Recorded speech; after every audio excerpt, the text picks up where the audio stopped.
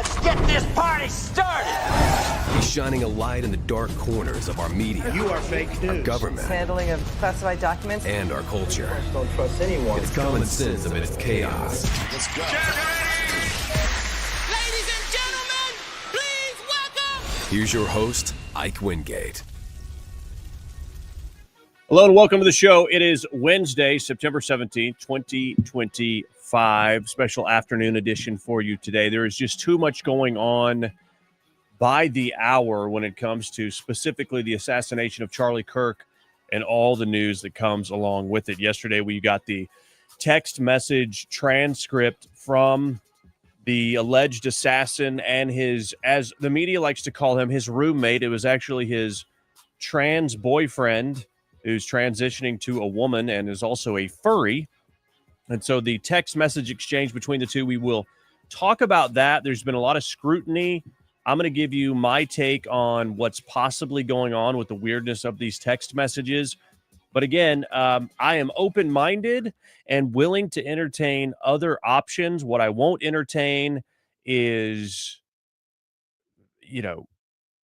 mass speculation on this stuff, because it's gotten to a place where I think it's ridiculous. And we're just 1 week ago, 1 week out, 1 week from the assassination, the heinous, brutal, cowardly act that took the life of a father and a husband and the leader of Turning Point USA in the most violent political assassination that we've ever seen in the United States of America. I stand by that statement. You have JFK's assassination, which was terrible. But due to the mass, readily available cell phone camera, we have images that will never be able to get out of our brain that are the most vivid picture of a person's life being taken in the most cowardly way. We haven't had a quote-unquote political assassination in 57 years since the same year that Bobby F. Kennedy and MLK Jr. were assassinated.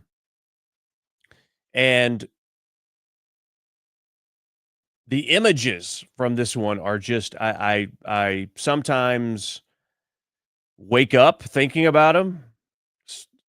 Many times I go to sleep thinking about Charlie Kirk and wake up thinking about Charlie Kirk. That's how, not so much the assassination, but just the guy's life in general and everything that everybody's having to go through that are dealing with this. We're a week out from it. And to not sound crass, but it's basically before Charlie Kirk's body turned cold, you had even people on the right speculating, I would say wildly speculating, about some kind of conspiracy to take him out. Now, I will grant you there are unanswered questions, which there always are in situations like this. I saw many people questioning, well, how could the cops have the note if it's been destroyed? None of this makes sense, man. Something else is going on. It's called wait until the information comes out. The note that I just mentioned was handwritten and confirmed via the text message between these two lovers that ABC thinks is touching. By the way, we'll play that clip for you. And the reason why the note, that they knew it existed, but it didn't exist anymore, is because the boyfriend, furry boy, took a photo of it and then destroyed it.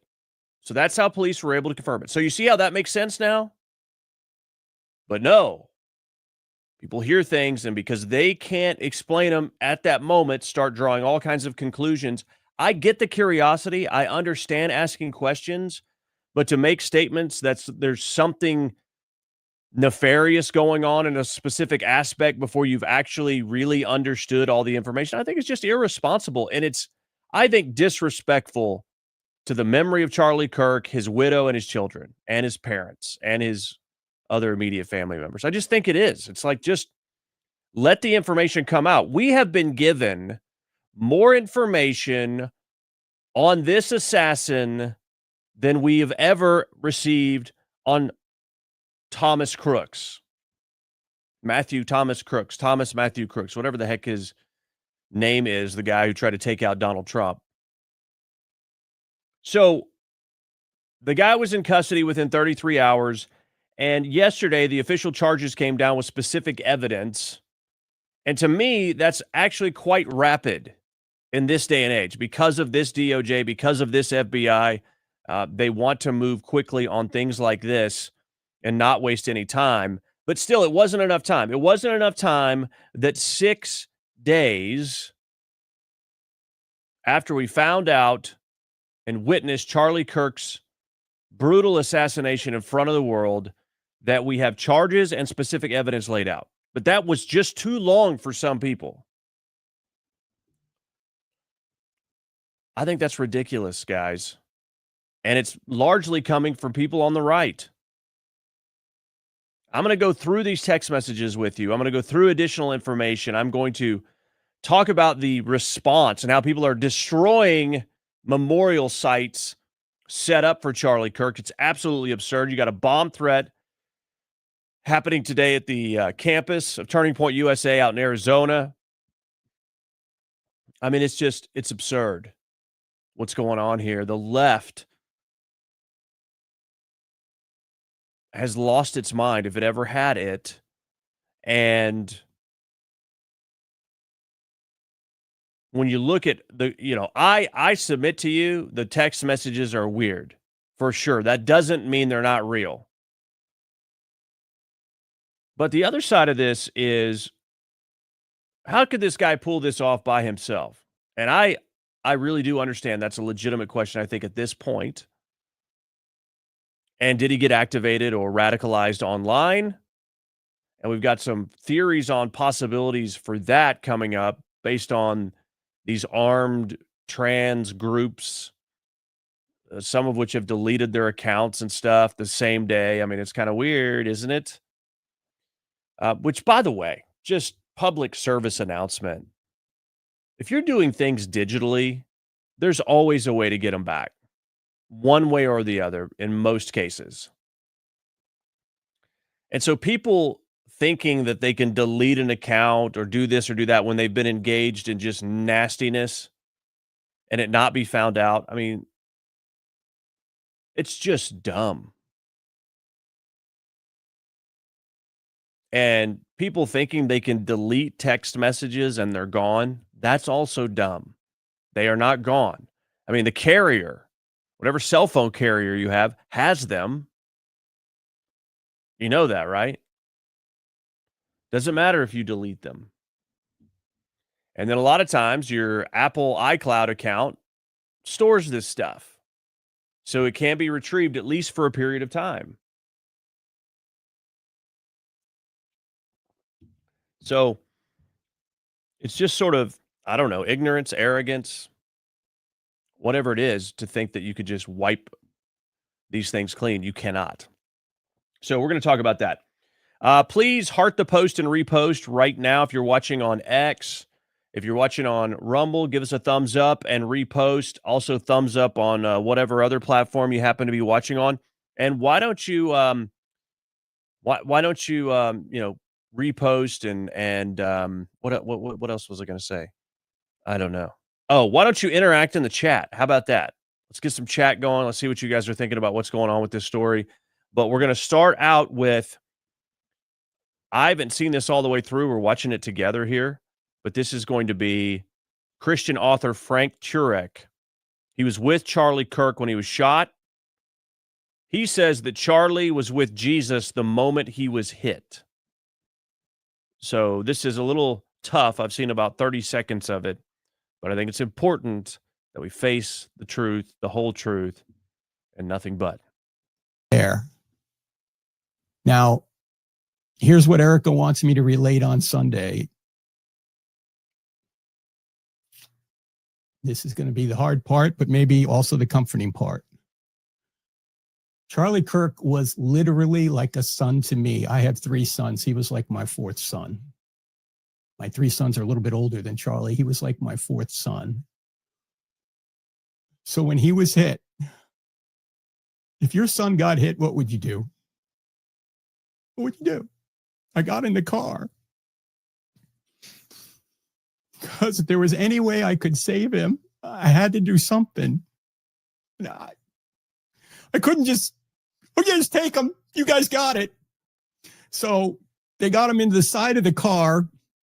It was an SUV. It was the SUV we took over.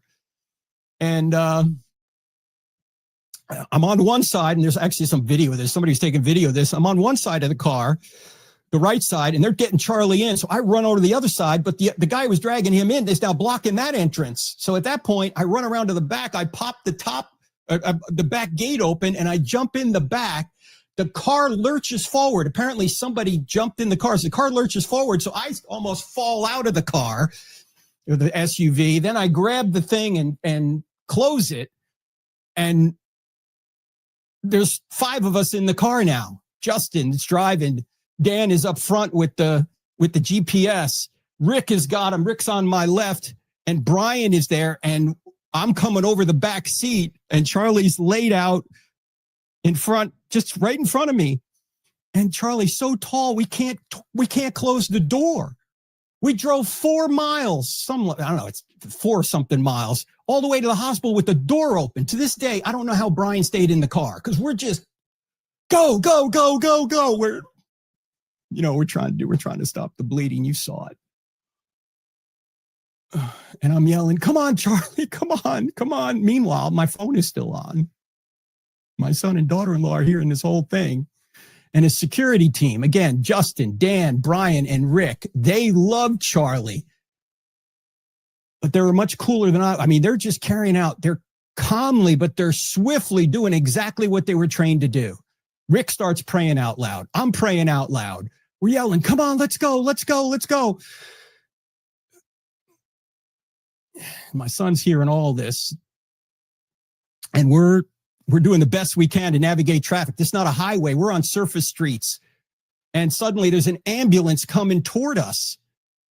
And there was conversation in the car. Should we stop? We're like, no, just keep going. Just keep going. The doctor later said that was the right thing to do. Ambulance goes by us. We're still heading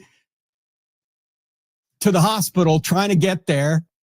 At one point, somebody says, let's get there in one piece, because we're cutting through intersections. We're just beeping the horn. This is not a emergency vehicle. There's no lights. There's none of this.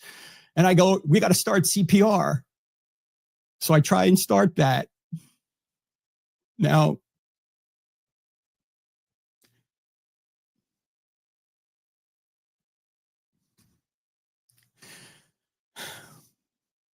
Charlie wasn't there. His eyes were fixed. He wasn't looking at me. He was looking past me right into eternity. He was with Jesus already.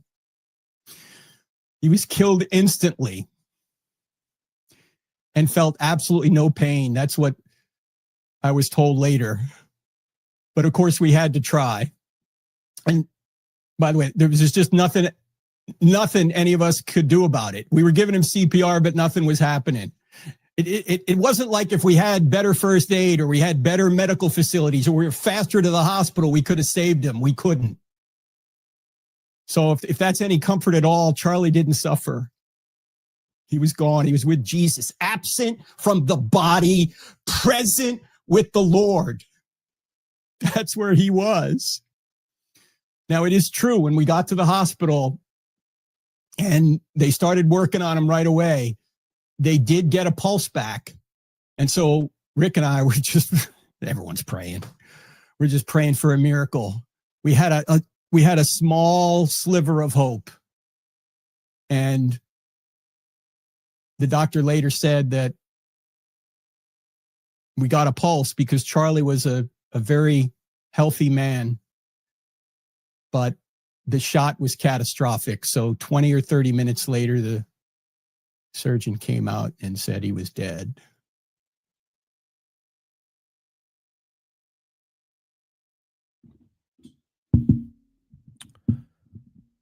Wow. That was quite the story.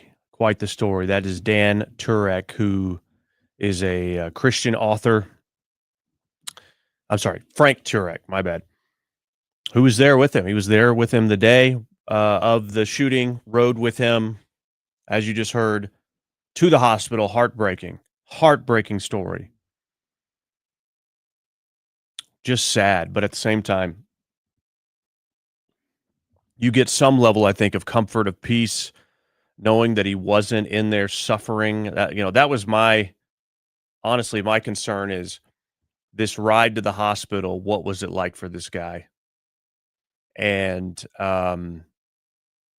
those poor people with him, just devastated, traumatized for life to an extent. They acted quickly. As he said, there wasn't anything that could be done. Now, if they would have stopped the bleeding immediately, I mean, the guy, he just lost so much blood so quickly. I have seen doctors comment on this and said because of the carotid artery that was hit in such a way with such damage, because it is believed that the bullet hit the iron plate in his bulletproof vest. Again, there's speculation and there's unknowns there as to whether he was wearing one or not. I mean, this is the thing. When you watch the internet and you see videos, you can make a case either way, depending on who's making the video. That's why I caution people, like, don't go too far down one road here until we get more information. But allegedly, according to many people, and that explains sort of the jolt and then the bleeding on the neck, was that the bullet hit the iron plate on the front of his chest and then tumbled or rolled into his neck, causing catastrophic damage to that artery. And I've heard doctors speak on this that said within 2 heartbeats, he would have been basically dead. Because, I mean, that's such a vital artery. So much blood is being pumped through it. And basically your heart is just pumping all your blood out of your body, or enough blood to just basically leave you incapacitated. And so it's brutal. It's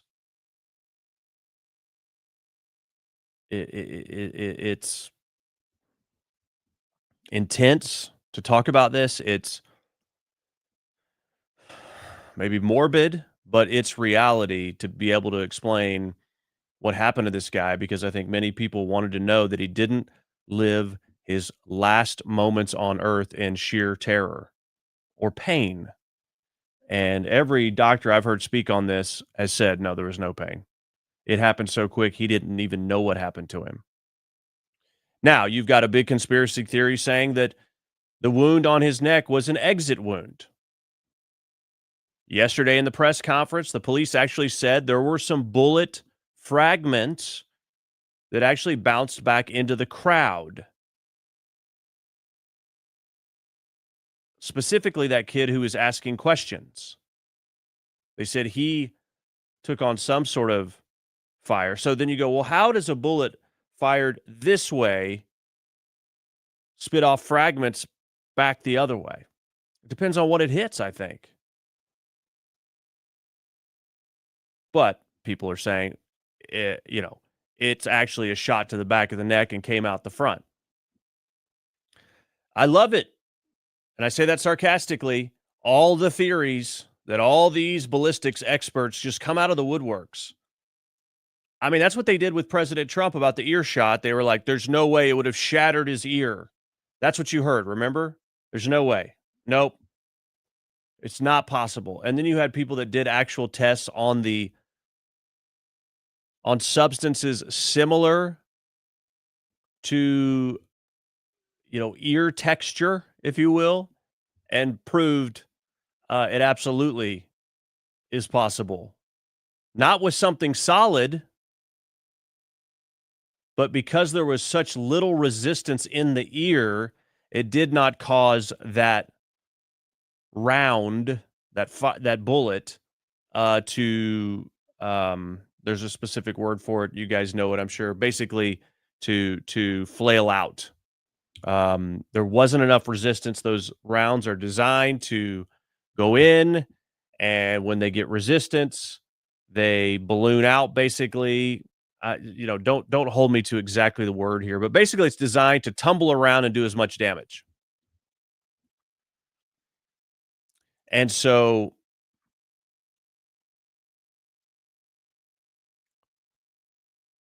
they told us it was impossible for that not to have exploded Trump's head. That's what we were told. So again, I want to caution you on this because people are telling us, well, there's no way this could happen and this could happen. Here's the crazy thing is we do know crazy things happen in life. Sometimes they're very hard to explain until you break it down specifically. Now, I understand our instinct is to go into the JFK magic bullet thing and say, wait a minute, there's no way a bullet could have done this and this and this. You also have an assassin who admitted to it. And his parents who actually suspected him because of his behavior and because he looked like the dude that we're talking about, right? So if this is a conspiracy, you have a lot of planted evidence, a lot. And then you have an assassin who admitted it. He had his very first initial appearance yesterday at court. He didn't say anything like I'm a patsy or anything like that. He could have. So he's admitted it in text messages, allegedly. And so if he didn't do it, then he is being controlled or working along with it. And the FBI has planted a lot of evidence, or someone has. Oh, and the boyfriend, the furry boy, he's working in on it too.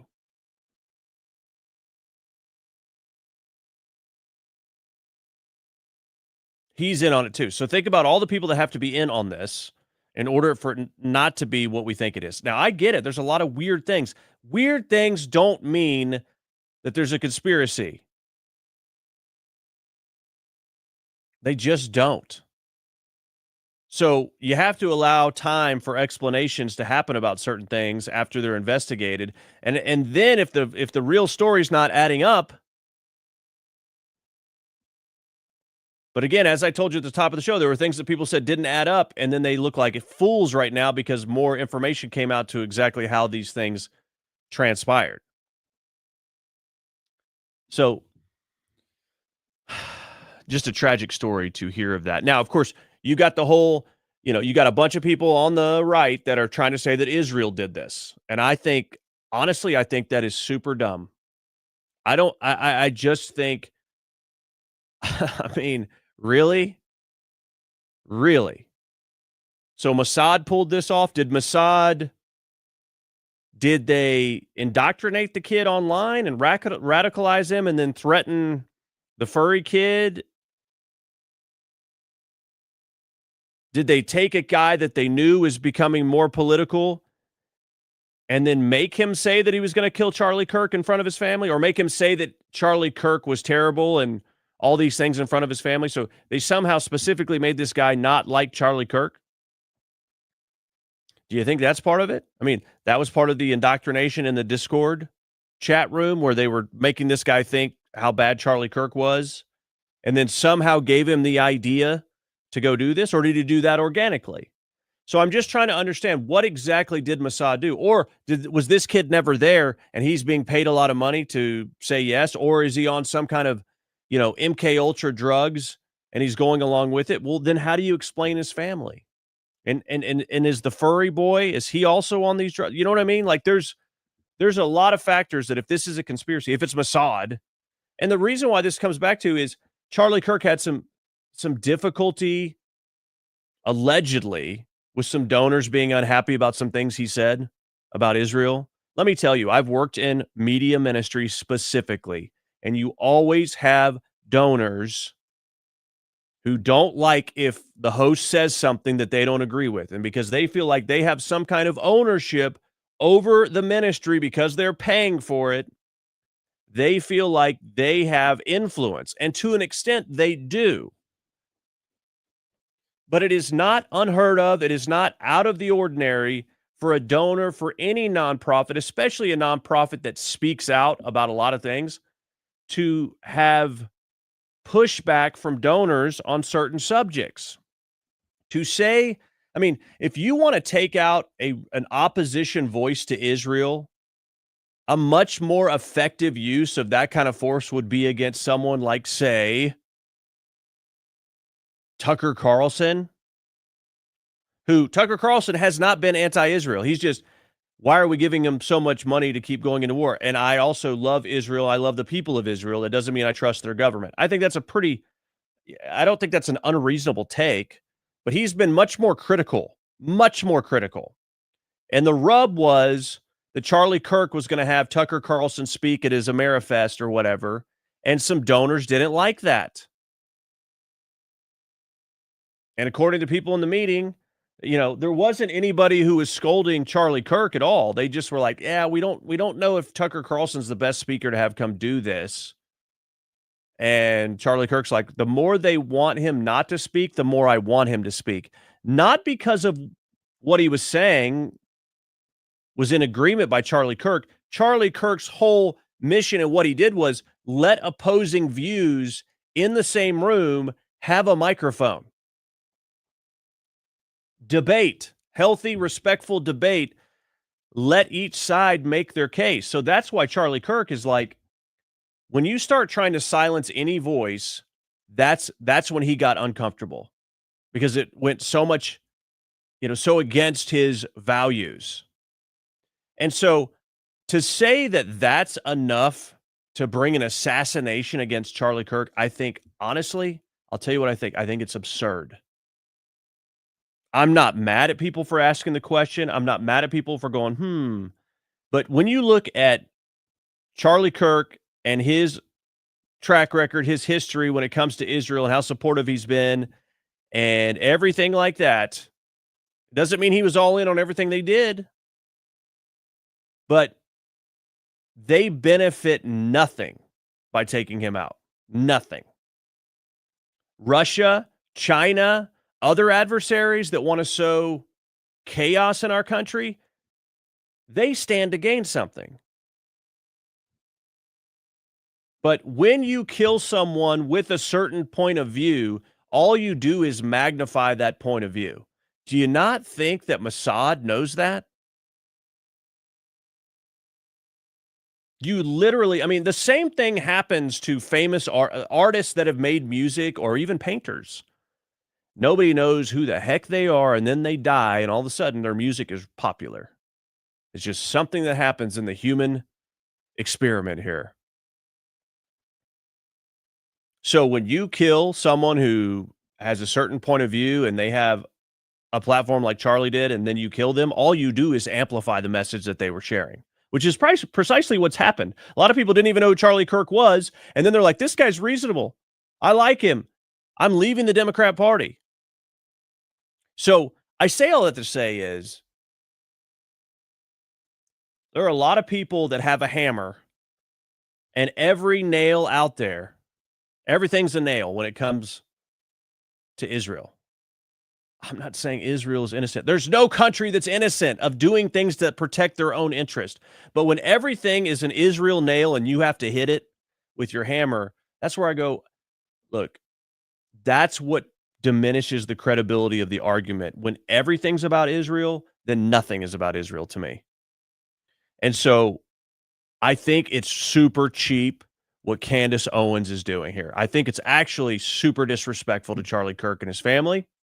I'll play you some of that coming up. Why don't we do that? First, let's get into the text messages. Let's first talk about the ideology and the gravitation from this assassin. By the way, heart the post and repost. Give us a thumbs up depending on what platform you're watching on. If you want to support us bringing you this content, please contribute via Cash App or Venmo at IkeReport.com, Cash App or Venmo at IkeReport.com.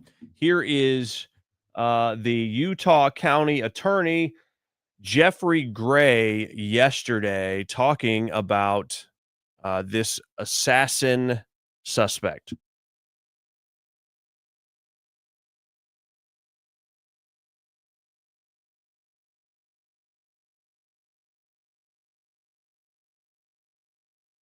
agreed.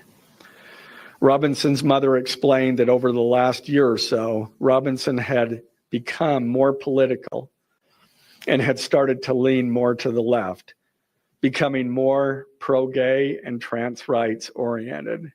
She stated that Robinson began to date his roommate, a biological male who was transitioning genders. This resulted in several discussions with family members, but especially between Robinson and his father, who have very different political views. In one conversation before the shooting, Robinson mentioned that Charlie Kirk would be holding an event at UVU, which Robinson said was a stupid venue for the event. Robinson accused Kirk of spreading hate. Robinson's father reported that when his wife showed him the surveillance image of the suspected shooter in the news, he agreed that it looked like their son. All right, so was the dude's mom lying in this conspiracy too? If he didn't do it, was the mom lying about that? I mean, if you want to make this a conspiracy at this point, you have to start poking holes in some of this specifically. And that would be one of them. Now you have the text message exchange read here, and look, I understand these text messages are weird. My first instinct was you would think a kid that age wouldn't speak so, you wouldn't speak in full, wouldn't text in full sentences and things like that. I don't know the kid. Okay, so here's what I want you to think of when you're hearing this guy read the text messages. One, we don't know how this guy speaks normally. Okay? We don't know that. He may be a kid who's really concerned about grammar and punctuation or whatever in full sentences. And he may have an interest in sort of vigilante justice type things like law enforcement, or at least arms and tactical thought. So he's saying things in these texts to try to sound important to his gay or trans lover or whatever this is. Not the roommate. I'm not calling him the roommate because they were lovers. So is he trying to sound cool to the lover? Trying to sound like a big bad dude that's got it all going on? I don't know.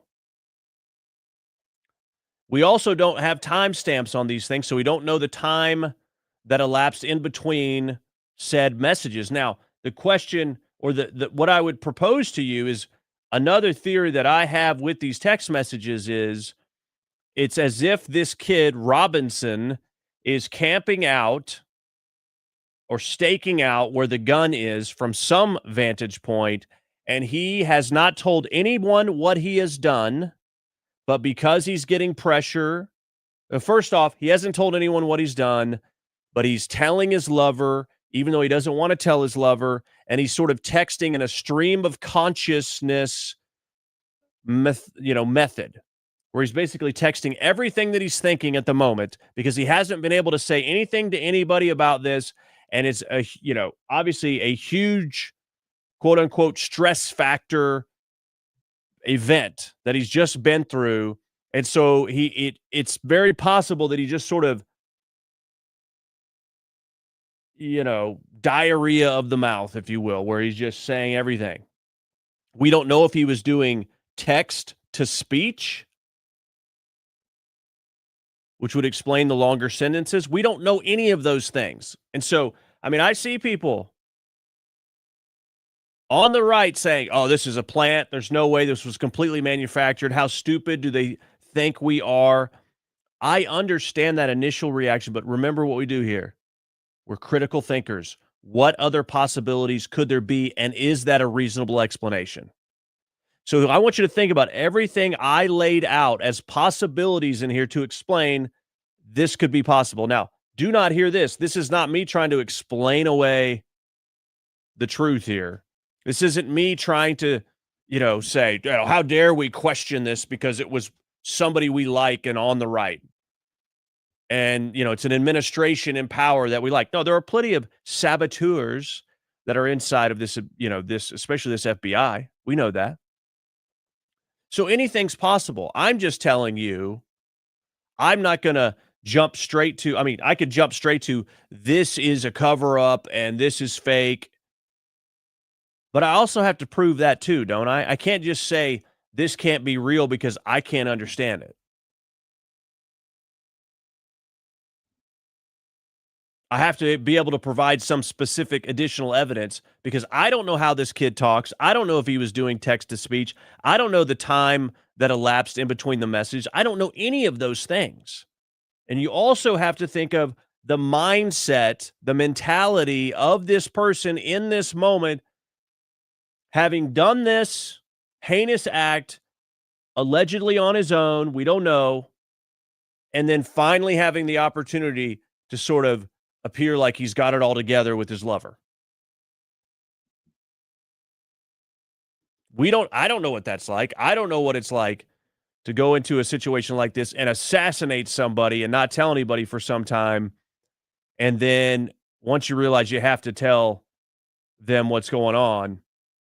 Now, another theory before I play this, okay? I want you to be thinking of all these things while you're listening to this.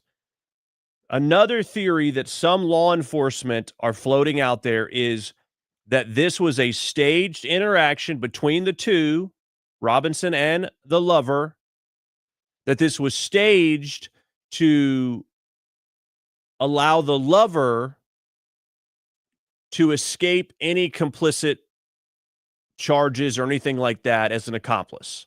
That this was sort of their, they were sort of laying a misdirection or obstruction communication line between the two so the lover could be, could avoid any repercussions from this. So that's one that law enforcement has sort of floated out as a possibility with the fact that everything is spelled out. All right, so take a listen with that in mind. Police interviewed Robinson's roommate, a biological male who was involved in a romantic relationship with Robinson. The roommate told police that the roommate received messages from Robinson about the shooting, and he did provide those messages to police. On September 10th, 2025, the roommate received a text message from Robinson which said, "Drop what you're doing. Look under my keyboard." The roommate looked under the keyboard and found a note that stated, quote, "I had the opportunity to take out Charlie Kirk, and I'm going to take it." Police found a photograph of this note. The following text exchange, then took place. All right, so you hear about the note? Remember, it was, how could police know about a note, but it was destroyed? This doesn't make sense. Well, because the furry dude took a photo of it. And for what reason, I don't know. But can we also, just before we think through this here, admit that we're trying to make someone who has radical ideology and who is dating a dude who thinks he's a freaking panda bear, like we're trying to make this guy like, well, this doesn't make sense. Why would they do this? Why would they do a lot of things that they were doing? I don't know why we're trying to apply like reasonable logic to someone who thinks Charlie Kirk is spewing nothing but hate. That's irrational and incorrect. And also, gets off on involvement with a dude who thinks he's a freaking beaver. I don't know, panda bear, giraffe, bear, dog. I don't know. And also, by the way, thinks that he was born the wrong gender and so he's going to transition. Okay? So we're trying to apply like normal mindset, logic, stability, thought process, critical thinking to these people. Do you understand? Now, I am by no means saying these people are, clinically mentally ill from the standpoint of they didn't know what they were doing, or Robinson didn't know what he was doing. He knew what he was doing, but he is delusional from the standpoint of reality. And so to try to, create a theory that it can't be what it looks like because it doesn't make sense. Well, think about who we're talking about. It doesn't make sense. None of it makes sense. So why should it start now? Here's the text messages. After reading the note, the roommate responded, "What? You're joking, right?" Robinson, "I am still okay, my love, but am stuck in Orem for a little while longer yet. Shouldn't be long until I can come home, but I gotta grab my rifle still. To be honest, I had hoped to keep this secret till I died of old age. I am sorry to involve you." Roommate, "You weren't the one who did it, right?" Robinson, I am. I'm sorry." Roommate, "I thought they caught the person." Robinson, "No, they grabbed some crazy old dude, then interrogated someone in similar clothing. I had planned to grab my rifle from my drop point shortly after, but most of that side of town got locked down. It's quiet, almost enough to get out, but there's one vehicle lingering." Roommate, "Why?" Robinson, "Why did I do it?" Roommate, "Yeah." Robinson, "I had enough of his hatred. Some hate can't be negotiated out. If I am able to grab my rifle unseen, I will have left no evidence. Going to attempt to retrieve it again. Hopefully they have moved on. I haven't seen anything about them finding it." Roommate. Again, we don't know how long between these text messages, how much time elapsed yet. "How long have you been planning this?" Robinson, "A bit over a week, I believe. I can get close to it, but there is a squad car parked right by it. I think they already swept that spot, but I don't want to chance it." Robinson again, "I'm wishing I had circled back and grabbed it as soon as I got to my vehicle. I'm worried what my old man would do if I didn't bring back Grandpa's rifle. IDEK if it's had a serial number, but it wouldn't trace to me. I worry about prints. I had to leave it in a bush where I changed outfits. Didn't have the ability or time to bring it with. I might have to abandon it and hope they don't find prints. How the F will I explain losing it to my old man? Only thing I left was the rifle wrapped in a towel.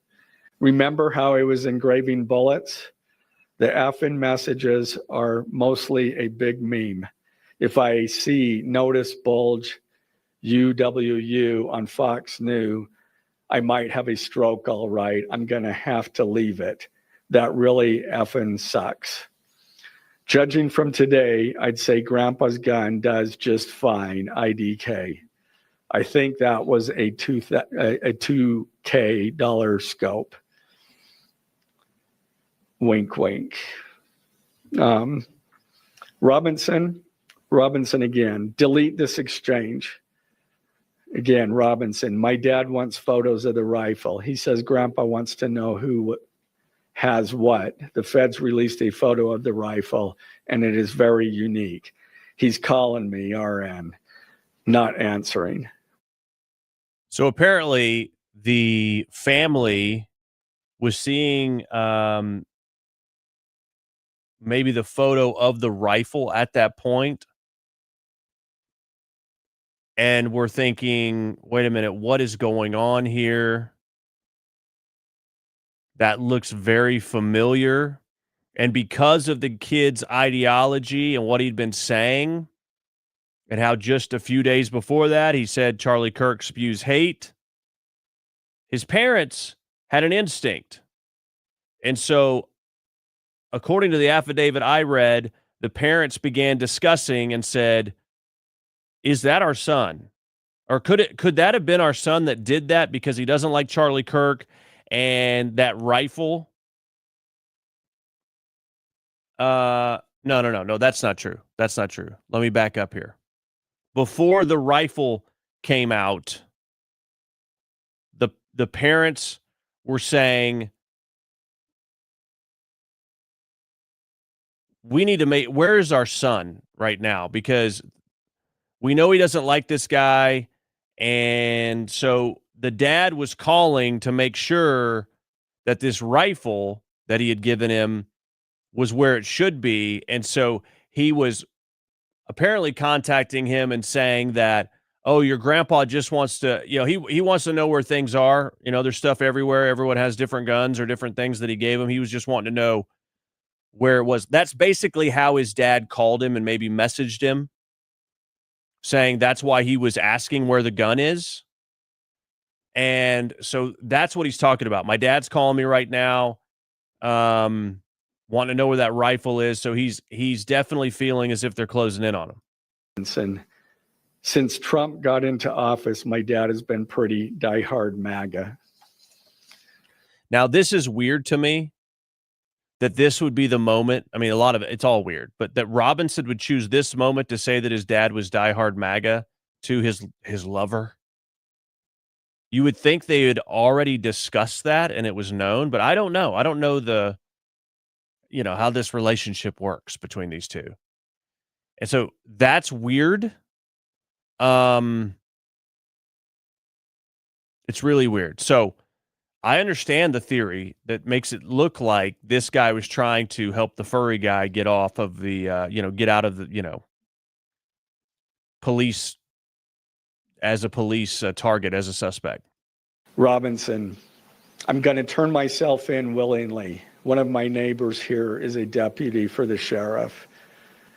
Again, you are all I worry about, love. That came from Robinson. Roommate, I'm much more worried about you. Robinson, don't talk to the media, please. Don't take any interviews or make any comments. If any police ask you questions, ask for a lawyer and stay silent. The search for Robinson. Okay, so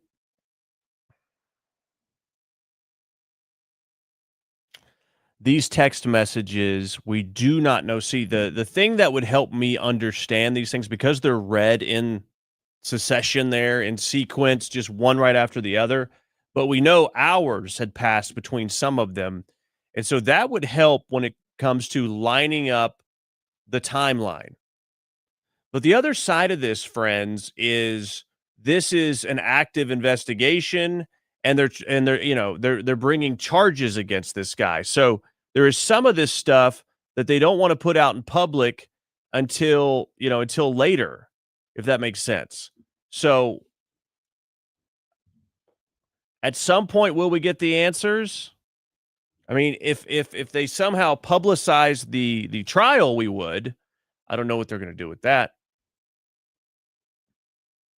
But they're charging with aggravated murder, felony discharge of a firearm causing serious bodily injury, obstruction of justice, 2 counts, witness tampering, 2 counts, with the direction to the furry guy about, destroying things and this and that, and then commission of a violent offense in the presence of a child. There were children there present. And so because of the aggravated murder, that is basically capital. It's a capital offense that they could, that they're going to be pursuing the death penalty on. Okay.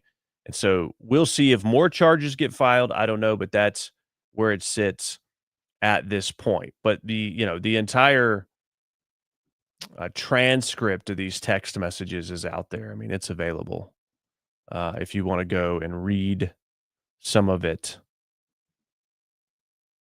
at your leisure.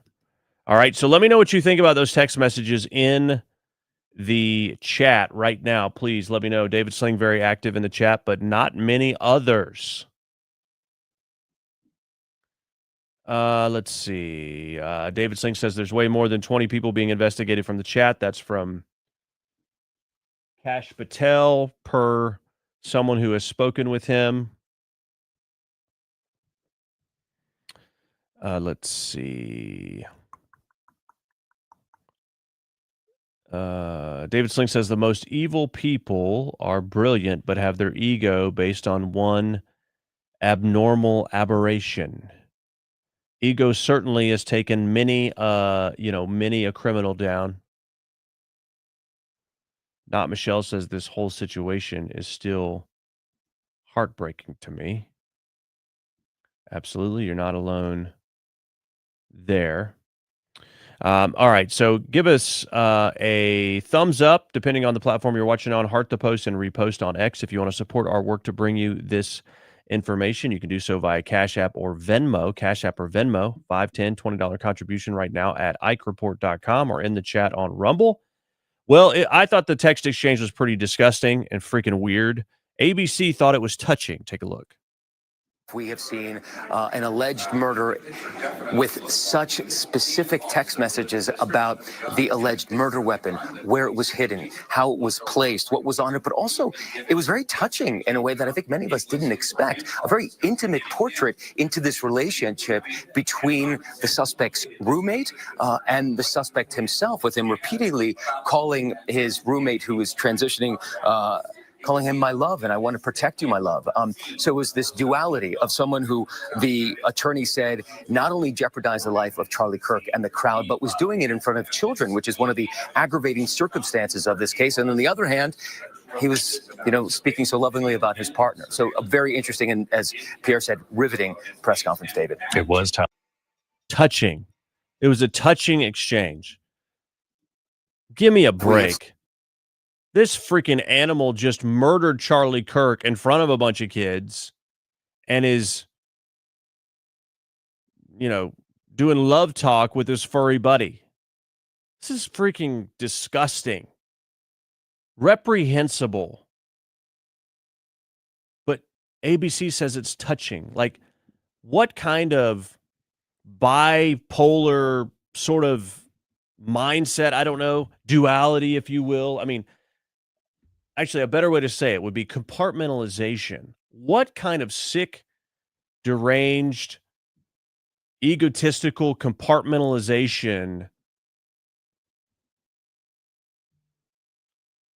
to be able to separate the two?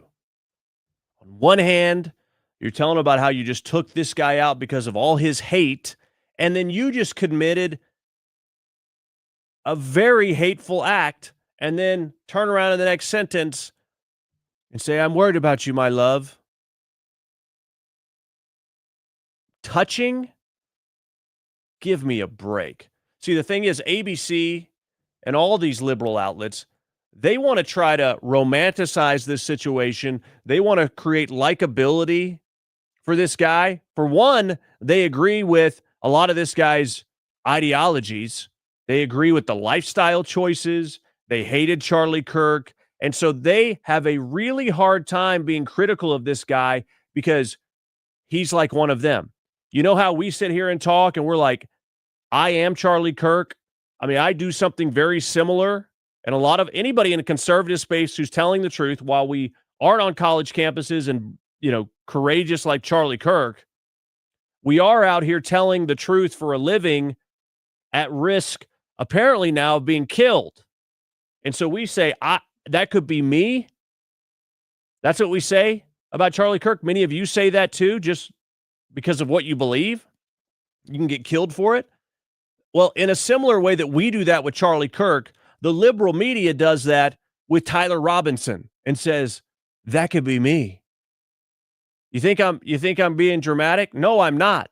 A lot of them relate to him, or relate to the furry guy, or something in that mix, because they are sympathetic to it. You can absolutely detect it in the coverage, and you certainly see it in the way that they spread lies that this guy was some kind of right-winger. Well, did they watch that press conference yesterday? I posted yesterday that it must have been extremely painful for all the liberals out there that said that this motivation was right-wing, or that we just didn't know the motivation yet. It must have been really painful for them to hear that. But it was even a billion times more painful for the widow of Charlie Kirk, Erica Kirk, to find out that her husband was brutally gunned down by delusional left-wing nut jobs, or a nut job. So let's remember where to put the pain, right? And that is the devastation that this has caused to the Kirk family and obviously beyond.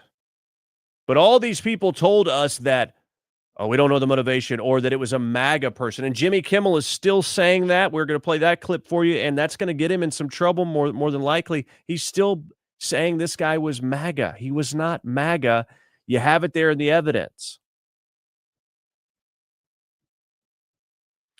Now, we have a former Utah Representative, Phil Lyman. He was on with Steve Bannon yesterday. He was at the event, the assassination, and he talks about what he saw. Yeah, Steve, I think you said this morning that they're part of the dying Republican Party. That's the side of the Republican Party that needs to go away, because they're not Republicans and they don't have our values. And I'll tell you one thing that, I was there on Wednesday. I spoke to Charlie in advance of that. And he brings the party with him, and it was a party. I mean, he's throwing hats, and these kids, they look to Charlie so much. Turns out they don't like being lied to any more than the rest of us do. And when they see things that happen that don't add up, it's hard to fool these kids. They've got their cameras, they're watching these things happen. So I went up top, the back of the venue, right when the gunshot happened. Now, I don't know if it was a gunshot. I don't even know what all of that was at this point. But the thing I noticed is that there were some people, while everyone was hiding behind the retaining walls and ducking down and, wondering what's going to come next, there were a group of kids who were not hiding. And it was kind of the LGBTQ. I walked right over and I said, and I heard one of them, utter a real nasty epithet, not to Charlie Kirk, or not to Charlie Kirk, but to the crowd that's running away, go F yourselves type of thing. And I said, was that gunshot not right here? And they said, yeah, it was right over there. The point being, they weren't afraid. They knew something. They knew something that the rest of the people in that crowd didn't know. They were not afraid. If the gunshot was right over there, if the gunshot was right behind them, why are they not hitting the ground? Why are they not running? Why are they not concerned for their lives? Hold it. I was afraid it was going to turn into a mass shooting. So I'm out there looking, where is this coming from? Okay, that's the end of the clip. But basically saying, we saw the guy who stood up and who was like, yeah, who said later, like, no, I was just trying to, like, get people to be, positive, like, we're going to fight back. That doesn't make any sense. But to this guy's point, how did they not know that there weren't going to be additional shots? Which I find the whole thing is very interesting when you look at an assassination and what the motivation is and that kind of thing. This was meant to be as, I don't know, traumatic as possible and as on display as possible, but it wasn't meant to wreak maximum damage or havoc, because it could have been easily a mass shooting, and then, the shooter would have been taken out eventually. So, what it is they wanted to kill Charlie Kirk in the most on display way possible. And they didn't want to get caught, and he obviously thought he could get away with it, and he got out of there as soon as possible and didn't fire another shot. So you can easily tell that this guy was very focused on Charlie Kirk. That was his problem. And I still wonder, though, because maybe it was, well, there are all these other people in the crowd, and you don't know who might agree with me, agree with him or not. And so he didn't want to do it.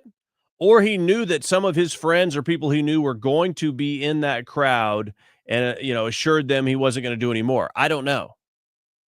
But it is absolute, like, for someone not to get down and take cover, again, it is just human instinct to get down and take cover until you know what's going on. But to literally have the assurance in your mind that nothing else was going to happen. You could call it just blatant stupidity, blinded by hatred, or you could certainly, I think, ask the question, why would someone not get down? Because they knew there wouldn't be more? And then let's talk about this other guy who is a distraction after. This guy we talked about the day of. We thought this may be the guy. That's what was being reported initially, even though he didn't fit the profile whatsoever. But apparently this guy was arrested, and then that he purposely tried to distract police. Take a look at this.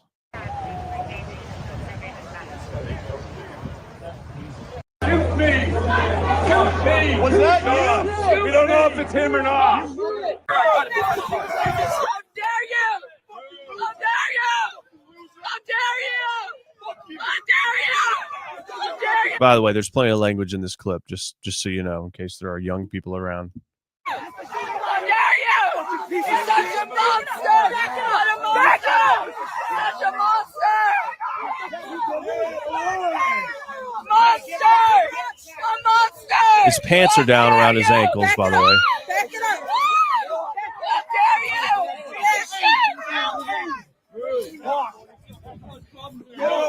How dare you! You freaking monster! Yeah! I don't know. He said he shot him, but I don't know, dude.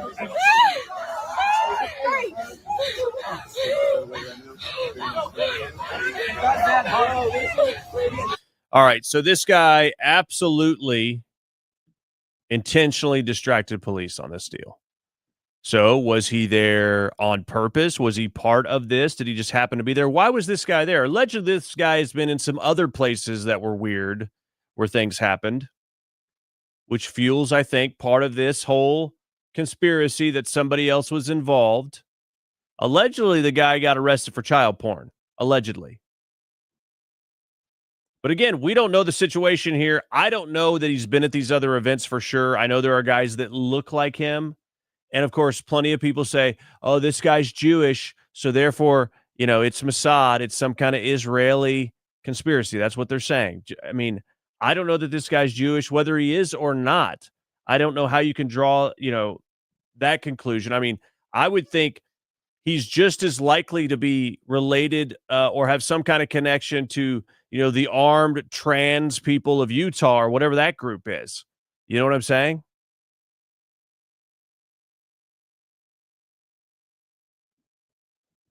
So that is a question. Now, again, we go back to the text messages. People saying, well, I see the FBI is taken to writing fan fiction. Young gay men talk to one another like this. Half of it is cop speak, interrogated, squad car, retrieve it, swept that spot. And why does he address multiple loose ends in a convo with his significant other unprompted after expressing that he didn't want him involved? So this lady, Sarah, is basically saying the FBI wrote this thing. Now, Matt Walsh says the most plausible and sensible theory isn't that the FBI made up text messages and released them, but that the killer and his boyfriend constructed this highly scripted text conversation as an alibi for the boyfriend. I don't know that to be the case, but it's a highly plausible scenario. You see how this game goes where you start trying to make sense of this because there are many which ways it can go. Now, there are these LGBTQ militias that are out there. Apparently, some are alleging tied to this assassination. This is from the Steve Bannon Show. Well, there is a very deep group of transgender LGBTQ militias around the country. And we were looking into the connection between those groups and the shooter, the alleged shooter, the assassin of Charlie Kirk. And because we were looking into it, we found this group called Armed Queers of Salt Lake City. And they'd held some training just a few miles from the site of the shooting a couple weeks ago. The founder of that group is a 24-year-old transgender immigrant from Iran. Her name is Urmaya Fanayan, and she quite has a very bizarre background. She's got her start she transitioned when she was in high school from male to transgender woman. Full stop. We're in the war room, baby. It's a Persian dude, okay? Whatever they do to themselves, they can do. No, they can do. Hey, I got no problem. You can do what you want to do to yourself. You can call yourself anything you want. You can do all that. And hey, if that's what you think your task and purpose is, do it. But in the war room, you're a boy or a girl the way God assigned it and the Holy Spirit assigned it at birth. So you got a Persian guy right? That is the leader of one of the leaders of this thing. So what did this guy who transitioned now to a lovely young lady? You're calling them militias. When you say militias, you mean they're armed up and they're taking target practice? Yeah, I mean, there are a number of, quote, democratic socialist militia groups around the country. There have been a couple here in Nashville, and the FBI now has this group under scrutiny. The founder of the group has a bizarre background. The Persian dude who purportedly transitioned while in high school got his political start working with, wait for it, David Hogg in 2018 on anti-gun groups, but then quickly became part of a group called Pink Pistols. But they kicked her out apparently, or him out apparently, because she was a little bit too radical even for them. And so now the group that he founded, Armed Queers for Salt Lake City, is apparently under FBI scrutiny for possible connections to this terrible assassination. All right. Armed Queers of Salt Lake City is under FBI scrutiny. Apparently, they deleted their X profile. And so I would tell you, my gut says this guy was involved with some other group or something like that, whether he was radicalized by them or whether they were doing something at that event that day or something like that.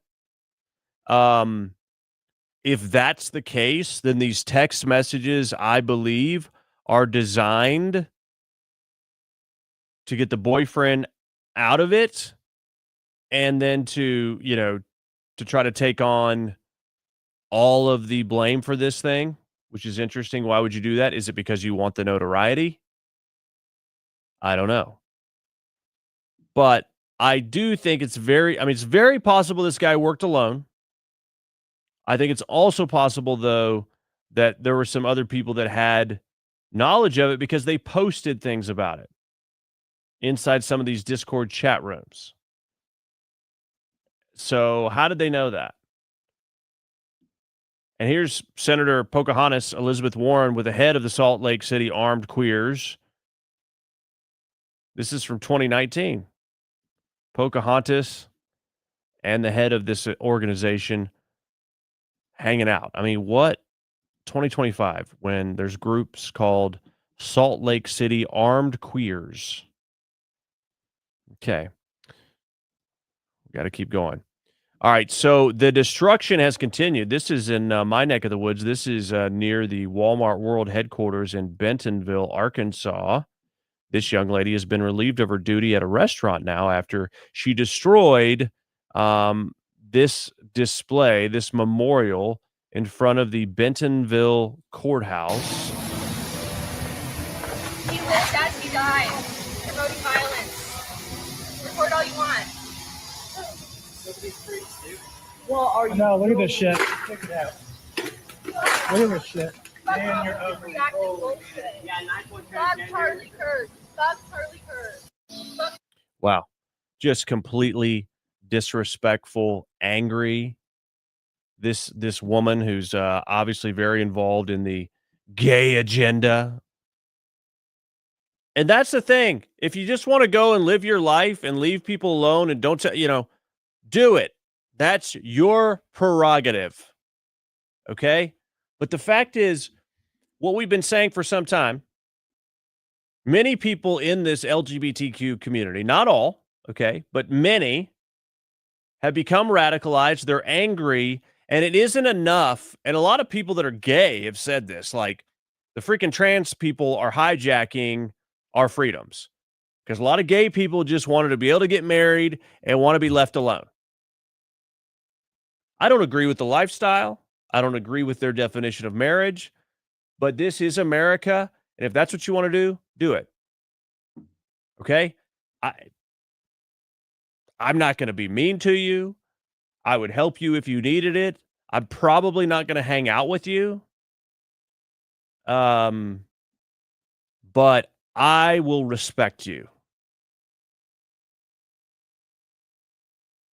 But a lot of these people are not that. So there's a lot of people in the gay movement that are like, we got what we wanted. Okay, stop pushing. But no, there's this radical sect of this whole LGBTQ IA plus ...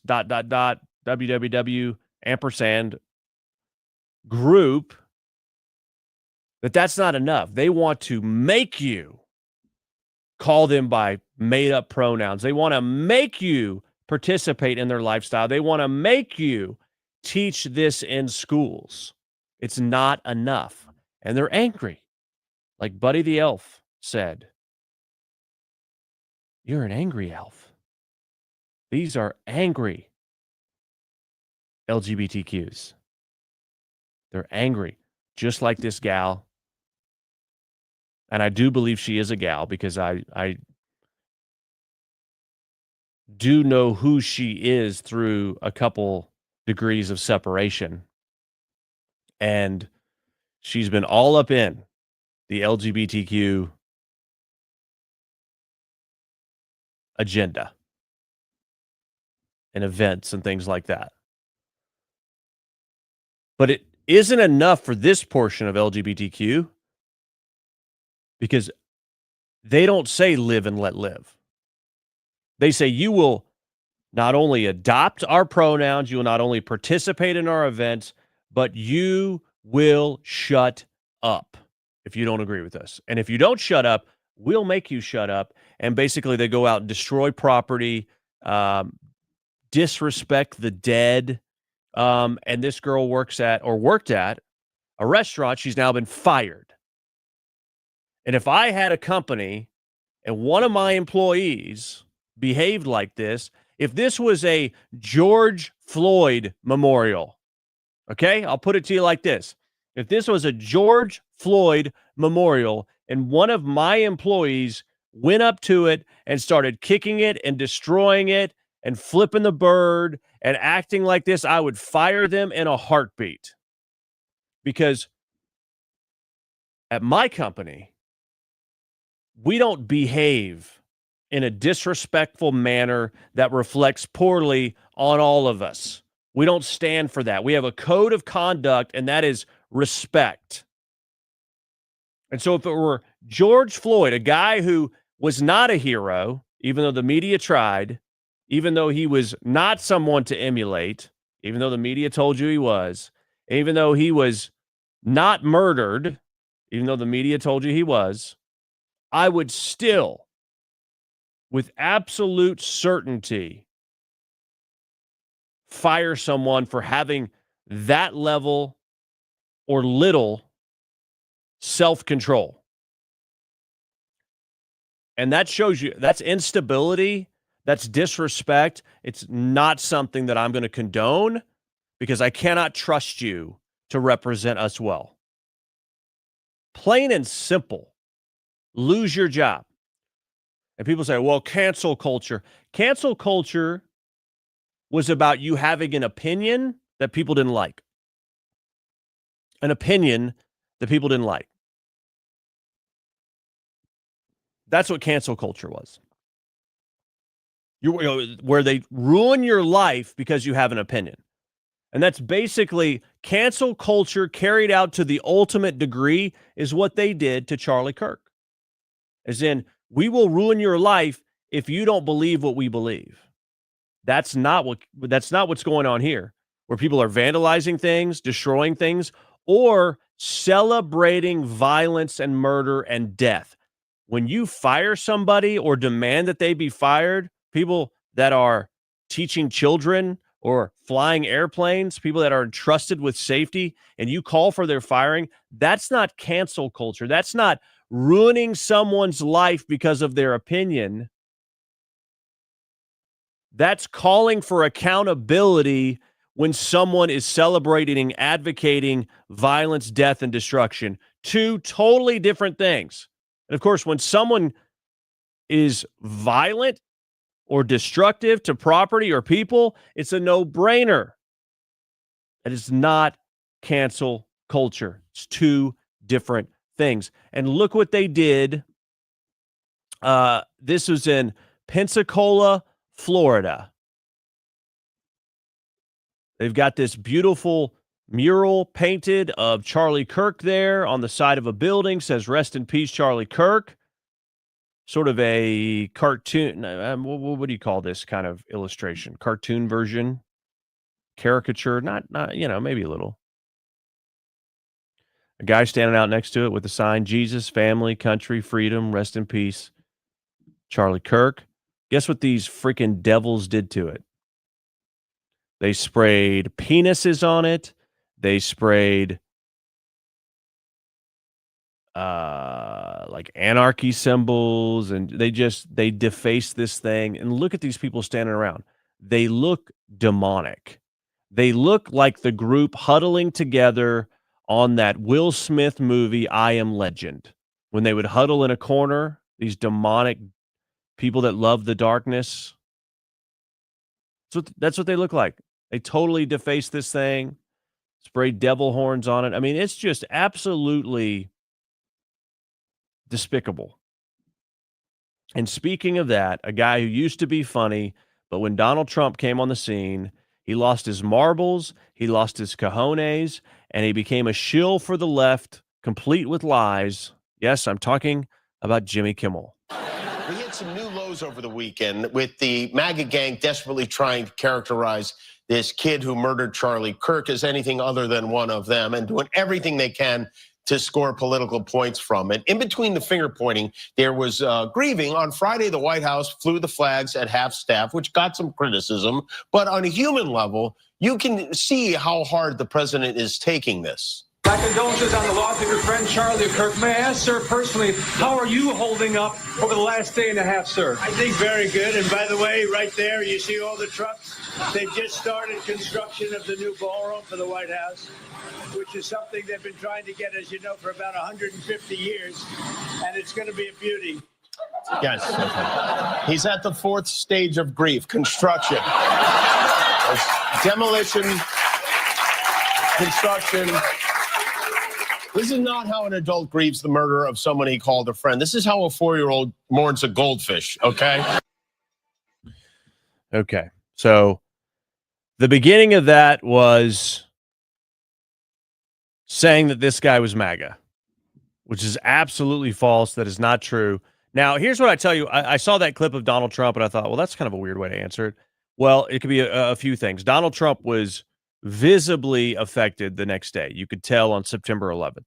You could just tell. But Donald Trump is not a guy who shows emotion like that. He just doesn't. I think he sees it as weakness, and he just doesn't go there. And so he didn't want to appear weak. He wanted to deflect and talk about something else. I mean, you could say that's somebody who's taking it pretty hard, who wants to, misdirect. Saying he doesn't care about it because of that, I think, is ridiculous.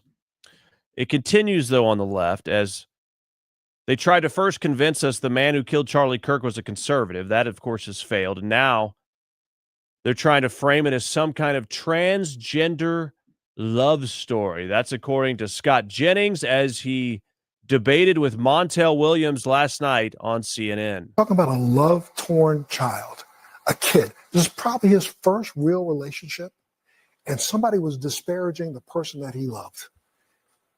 He sat on that building for 30 minutes before he took the shot. Why did he wait until the first word trans came up? Then he took the shot. You think he heard it? He could hear it? I think he could hear it. I think he also, I don't believe he was motivated politically. I think this was motivated emotionally. Guys. Yeah. Grief. What's the freaking difference, really? Emotionally? We know he was politically motivated. I mean, this is ridiculous. The people that are in denial about this, have real problems. Guys, the evidence here is overwhelming. He said, Charlie Kirk, I can't stand this hate anymore. I'm going to take him out. The testimony from him and the statements of his family, he had become more left wing. He etched the statements that are made by the left about Republicans and conservatives and Charlie Kirk fascist on the bullet casings. He made a joke about it in his last text. Well, it doesn't sound like a joke to me because someone's dead and about to be buried. Well, so it doesn't sound like a joke to me. So I'm just telling you, there is an effort. There was an effort all weekend long on the left to try to make this guy sound like he was a conservative. That failed. That was passed around all over the weekend. That has now failed. The evidence has now come out. He was motivated by hate. He was motivated by left-wing radicalism. He got mixed up with some trans ideology in his life. We'll learn more about that, I'm sure, when more evidence and testimony comes out. We are looking around the edges of this for something other than what's staring us in the face. Left-wing radicalism got this kid. He went up to a roof and he murdered our friend, and that's what happened. That's what happened. I believe that's what happened, unless I see definitive evidence otherwise. Who else was involved? I don't know, but I believe he absolutely did it because he hated Charlie Kirk, because there are plenty of corroborating sources on that other than these text messages. But yet Montel Williams, what a freaking loser. A guy who dated Kamala Harris. Can you trust anything that guy says? His taste is terrible. But he tries to tell us that it's some kind of emotionally related thing because it's the first relationship he's been in. Give me a freaking break. Of course, you have all kind of backpedaling, rewriting of history, the continued rhetoric of the media and other political figures painting Donald Trump as a fascist kind of thing. The accusations were the same against Charlie Kirk for speaking the truth. And if you want to talk about, what Donald Trump says versus what Charlie Kirk says, Charlie Kirk, I mean, he and Donald Trump have different personalities. Charlie Kirk, though, was a very nice guy. Donald Trump would probably see that kind of niceness maybe as a little bit of weakness. You have to have a little tougher exterior. But because of the nature of who Charlie Kirk was, he was very kind and respectful with these people, even when they pushed on him. Now, Donald Trump, if you push on him, he is going to push back much harder. But they were still calling Charlie Kirk the exact same things they call Trump, and they are not the same, and they don't talk the same. So it doesn't matter the personality is what I'm trying to say. It doesn't matter if you talk tough like Trump or if you take a sort of kinder, gentler approach like Charlie Kirk, they are still going to call you the same thing. And JB Big Boy Pritzker was certainly a guy who is responsible for this fascist Nazi rhetoric being out in the media. But of course, he tries to tell us that, he never did that. That is completely false. I have never called Republicans Nazis. Everything that he has done has been tearing down constitutional democracy. And that's what happened in Nazi Germany. It doesn't take very long to tear apart a constitutional republic. Indeed, the Nazis did it in 53 days. And our democracy is almost as fragile.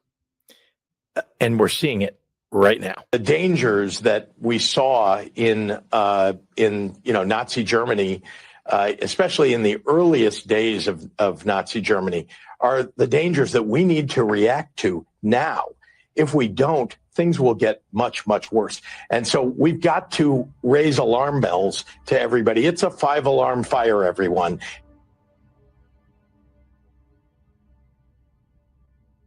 Look at all these texts where he's putting Nazis in there, Hitler, Nazi salute. I mean, what a liar. What a liar, J.B. Pritzker. They all do this, and then they have revisionist history about it all. And, the same thing here. J.D. Vance says that most of the lunatics in politics are on the left, right? And, no, we're not. We're not lunatics. Right after J.D. Vance says that, you have more lunatics out on the street. These people are celebrating the downgrading of charges against Luigi Mangione, the assassin of the United Healthcare CEO, in the back in Manhattan, celebrating someone taking a guy's life like a freaking coward from the back. They're celebrating it.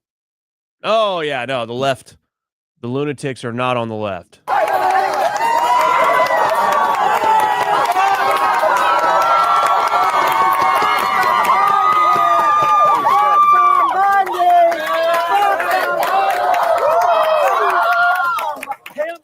Yeah, So, yeah. You tell me, who are the sane ones? I'm telling you, we have a spiritual issue here in this country. People are given over to a depraved mind and demonic, and that's why they justify violence against people. Very liberal people, 8 times more likely to say that political violence is justified versus very conservative people. So if you look at the extremes on the left and right, the left, 25% say political violence is justified. 3% on the right say it is. And it's clear it's not a both sides issue. It's not a both sides issue. Most Americans across the political spectrum say political violence is never justified, but younger and more liberal Americans are more likely to disagree. Interesting. Very liberal people, 25% say it's justified. Liberal people, 17%. So if you just look on the liberal side, 25, 35 plus 7, that's 42% of liberals say that political violence is justified. This is not, I repeat, this is not a both sides issue when it comes to political violence, killing people, hurting people over what they say. And they go, well, that's not true. You know, I mean, even though we have Steve Scalise, even though we have 2 attempts on President Trump, even though we have, the assassination of Charlie Kirk, who else do we have? We have, they want to point to Paul Pelosi. That was not a Republican. The attempt or whatever, the fire at Josh Shapiro's house, governor of Pennsylvania, that was not a Republican. That was a pro-Palestine dude. And then you have this Tim Walz connection in Minnesota, where a state rep, her name is Melissa Hortman. Trump was asked about this. He said, who? And then they said, well, you didn't lower, flags to half staff when she was killed. And he said, well, the governor never called me and asked. I absolutely would have done it. But they want to talk about right wingers have shot this lady, right? Think about this. This guy allegedly was on the right, but he had a bunch of No Kings flyers in his car, and he was appointed by Tim Walz on one of these different committees, and apparently was friends with Tim Walz. And then Tim Walz went through his timeline after this happened and deleted all the references to this guy, by the way. So we really don't know the ideology. That's one out of all these other situations, not to mention all the shootings, especially the school shootings and other shootings that have happened at the hands of trans people or non-binary people. Is it because, well, we've driven them to this point? No, it's because they're unstable, and we've spent their entire life telling them the lie that they want to believe is true, or push them into believing the lie. And when you have somebody out there who disagrees with them, well, they've always been told that no matter what they think or feel is correct. And so they feel justified because someone has said something that contradicts or conflicts with what they believe. And so they feel justified to murder the people because we've spent their entire life, those liberals around them spent their entire life saying that whatever they think or feel is right. So why would they feel any remorse about killing someone in cold blood when they've been told and indoctrinated for most of their life? They've been told to say and feel that whatever they do or want to do or feel is right. It's no wonder they have no conscience about it. But the difference here, when you talk about Melissa Hortman, and it was a horrible murder, and I'm not diminishing this murder or assassination. I mean, this guy went around to all kind of people trying to see what he could do. I mean, he just snapped.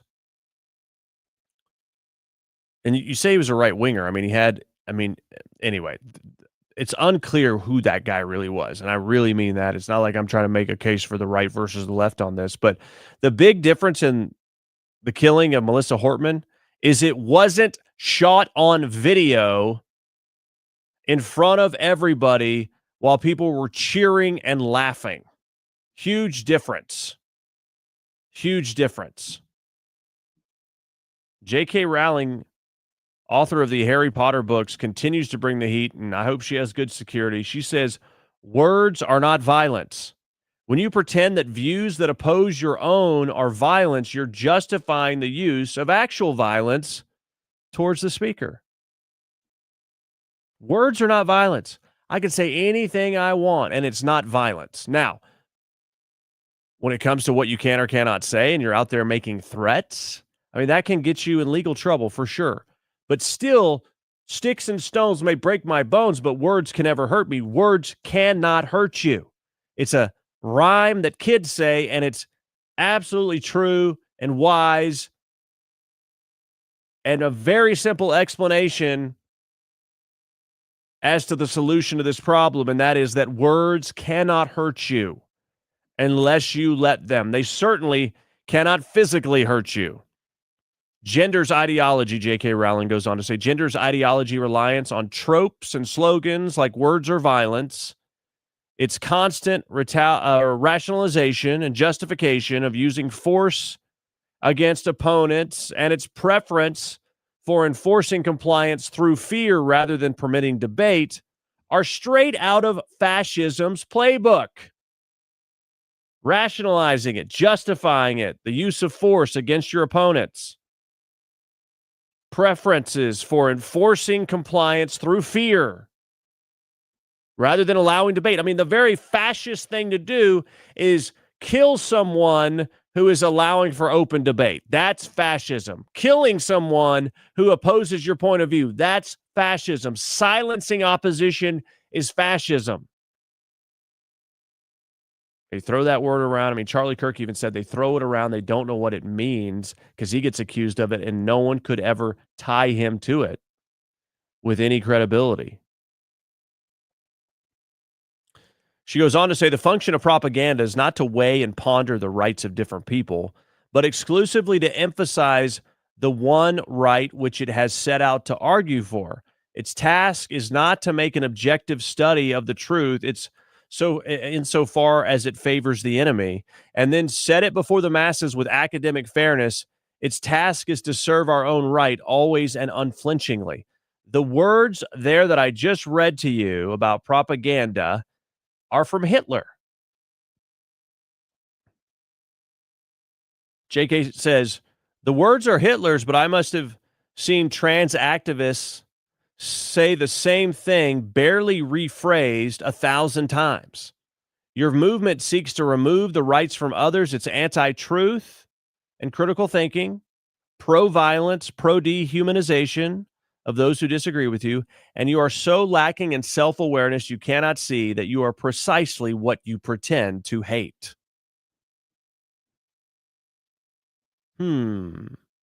Wise words there from J.K. Rowling.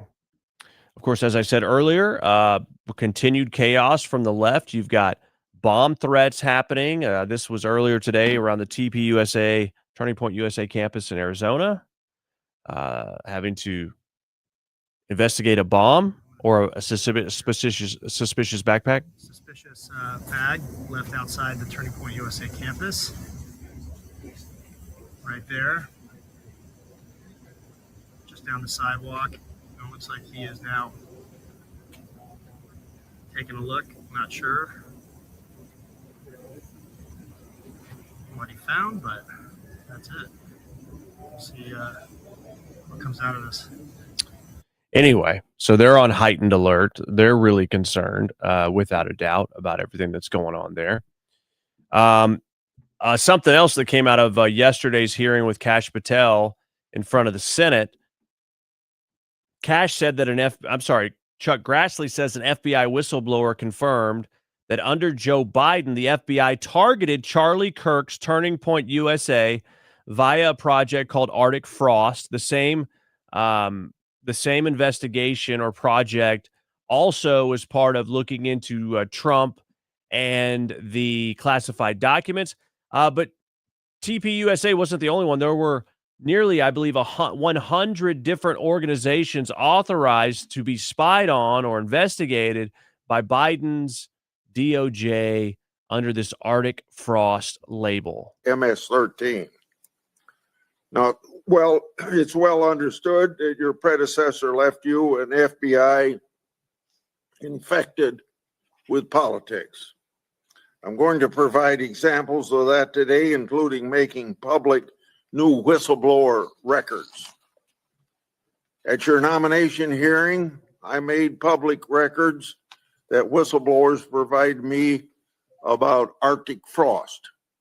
Arctic Frost was the FBI case opened and approved by antitrust Trump FBI agent Thibault.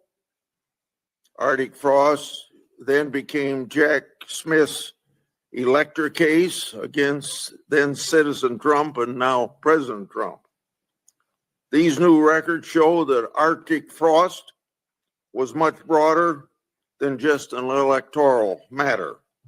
The case was expanded to Republican organizations. Some examples of the group that Ray FBI sought to place under political investigation included the Republican National Committee, Republican Attorney General's Association, and various Trump political groups. In total, 92 Republican targets, including Republican groups and Republican-linked individuals, were placed under investigative scope. All right, I can't listen to Chuck Grassley much longer than that. I mean, it's like we're all getting older, and especially him. But basically, the Senate Judiciary Committee has released the documents revealing that the Biden FBI targeted 92 Republican organizations as part of this witch hunt against Trump. I misspoke earlier. It wasn't the classified documents raid. It was the election case that Jack Smith was trying to bring. They not only targeted Turning Point USA, they also targeted the GOP, the companies belonging to Trump, Republican PACs, investigated them all, trying to bring them down on something. So that's pretty wild. But I'll tell you, here's a conservative that puts it really quite poetically, just the whole situation. Brianna Lyman, she was on CNN last night, and when it comes to this assassination and the aftermath, here's how she talks about it. I think she's 100% correct. I think it's easy for people who are not a conservative. And I know not everybody at this table is a conservative, but Charlie Kirk was murdered because he talked about God, family, country. Those are views that people like Scott and I hold dearly. If Charlie Kirk, a private citizen, can be targeted for those views, it makes us all feel like we have a target on our back. So it's easy for people who have constant security, who are in high places and don't think they're ever going to be targeted, to speak like this. But to the average conservative like myself, this is a scary time because one of our own was taken out. And I think what people have to realize about left-wing violence is it's not some made-up fantasy. There are 3 court cases going on today for assassinations: Luigi Mangione, Ryan Ruth, and Tyler Robinson. What do all 3 have in common? I mean, I mean, there are lots of political trials for violence. They're all left-wing. Yes, but there's also, obviously, we went through, I mean, look, I actually think this whole debate of there's right wing, there's left wing. We should all say, I don't know why it's so complicated to say political violence of any kind is wrong. But we have obviously had massive levels of political violence on the right. There's actually a Department of Justice actually suppressed an article about it. Yeah, there's a DOJ deleted a study showing that domestic terrorists are most often right wing. And here's what that study said. Since 1990, far right extremists have committed far more ideologically motivated homicides than far left or radical Islamist extremists, including 227 events that took more than 520 lives. In the same period, far left extremists committed 42 ideologically motivated attacks that took 78 lives. Now, what you're saying about those 3 cases is important and relevant, that those things happen, but I think we need to not confuse the most recent for the most common. And Give me a break, Abby Phillips. The most common, my butt. Not the most common. We know from FBI whistleblower testimony, we had an FBI agent on this show who said they were manipulating numbers in order to justify increases in spending in our country for, quote, domestic terrorism. And if it was a white guy, they would say he was a right-winger. Now, maybe in the 90s you could argue, maybe with the Oklahoma City bombing or how they coded some of these things. But according to literal FBI agents, there is not some rise in right-wing domestic terrorism. There is not. But because they didn't want to let their budget go year to year, they didn't want it to decrease. They had to justify it with certain statistics. I mean, we even saw it with that guy who shot up a mall down in Texas saying he was some kind of white supremacist, and he was a Mexican dude. And so this is how they code these things. So it's no wonder that study got deleted, because we actually have it on the record from people who know that said these things were manipulated. And so Abby Phillips can't, let's not talk about the most recent and confuse it with the most often. Bull crap. It has not been happening in recent memory whatsoever. Not even close. Not even close. We are talking about literal public assassinations and an assassination culture that is not coming from anywhere on the right. There is no assassination culture on the right, and that is precisely what we're seeing. And any murder is wrong. But when you talk about assassinating well-known officials, that is meant to wreak havoc. That is terrorism. It's all bad, but that is a whole nother level, my friends, when it comes to trying to wreak havoc and destruction. Not even close. Shame on Abby Phillips. Why can't they just freaking talk about this and realize, just have an honest conversation? Yeah, the left has been talking about these things and saying fascist and Hitler and all this stuff. That's what got President Trump nearly killed twice. We know that.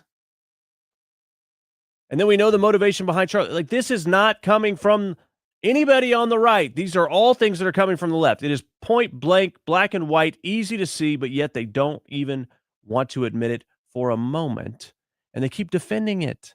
And they keep misdirecting and acting like it's a beautiful relationship problem kind of thing. And then pointing back to the right. This is not from the right. Period. What's amazing, though, is the people are rising up. Are they not? Are you not seeing an amazing revival out there? Are you not seeing the fact that Charlie Kirk has broken through into the secular culture and is getting celebrated in places like pro football and baseball games and college football, etc.? It's incredible to see. And here's what's even more incredible. Our younger generation, I think, is giving older people, if you're over 25, over 30, you would look back and go, oh, the youngsters, man, they're a lost cause. No, they're not. There are still some really good kids out there that give us hope for the future. And these young men held their teacher accountable before the school board after their teacher celebrated the assassination of Charlie Kirk. And these kids spoke up.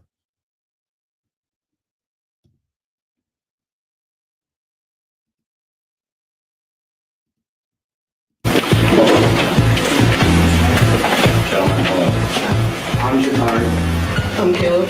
And I'm Brandon. And as the people of the view, we've decided to come up and give our perspective on the subject, considering it is our teacher and one of the people that will guide our futures. No matter what anyone says to me, I will never stand for violence. I apologize for some of the audio. You just kind of have to, you're gonna have to read the captions here. But basically, these kids say, "This is our teacher. We felt like our perspective mattered, and so they wanted to come up and share about it." Anyone says to me, I will never stand for violence, especially of a man who was publicly murdered in front of his wife, one of his children, thousands of students, and other bystanders. Charlie was not a racist, he did not hurt anyone sexually, and he did not kill anyone. Therefore, this was an unjustified cause of death that should never be celebrated. So if you ask me, Charlie's children do not deserve to grow up without their father. Charlie's wife did not deserve to lose her husband. Charlie did not deserve to lose his life because of a different opinion, but this teacher deserves to lose his job. As civilians and people of our great country, we hold ourselves to a higher standard than to support, or worse yet, rejoice in violence. Someone who advocated for an arrested murderer and assassinator of one of the greatest debaters and free speakers of our time should have no place in the classroom, more so around young children. As a student of Barrington High, I did not feel comfortable or safe with one of our teachers supporting violence. We believe this world needs God because something as cruel as this should never be celebrated. God bless Charlie Kirk and rest in peace, Mr. Kirk.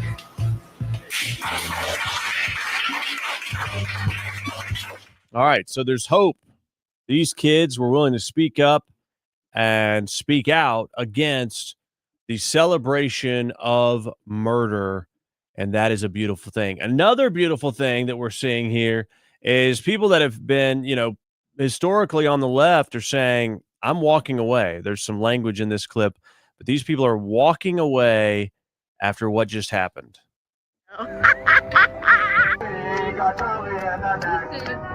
The left has a violence problem, and Charlie Kirk being shot is proof. I just came here to announce my official divorce from the Democratic Party. Going forward after today and seeing how liberals and leftists and Democrats are acting towards this, I am never voting Democrat again.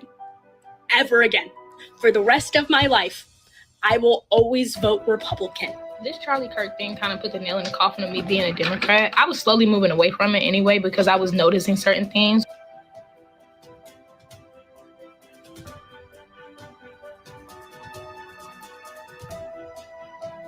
Did you see that Charlie Kirk just got shot and killed? That's good. Wow, that's good. The reason I am so critical of the Democratic Party right now is because I literally just left it, just like a lot of other people. Whoever did this just fucked up. And I'm seeing a lot of people who were on the left say that they're no longer going to be on the left anymore. Since leaving the Democratic Party, I no longer have an depressed mindset. I hold myself accountable for my actions. I'm closer to God. Charlie Kirk got shot and killed. How do you feel? Happy. Goodbye. Wow. Charlie Kirk gets shot and killed today. We're just getting people's opinions. How do you feel about that? Girl, someone had to do it. And that's how I feel at this point in time. So breaking fucking news, Charlie Kirk got shot in the fucking neck.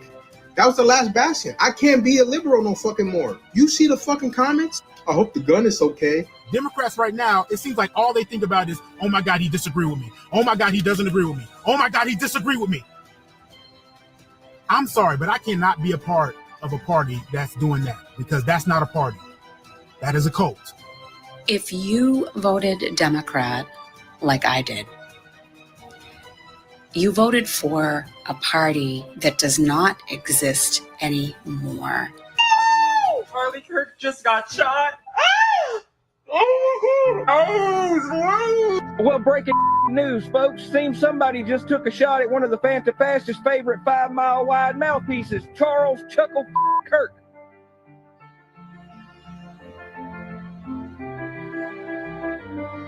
This party has lost its way. The Democratic Party, let's be honest, has become demonic and barbaric. And I, as a Christian, can't be a part of that anymore.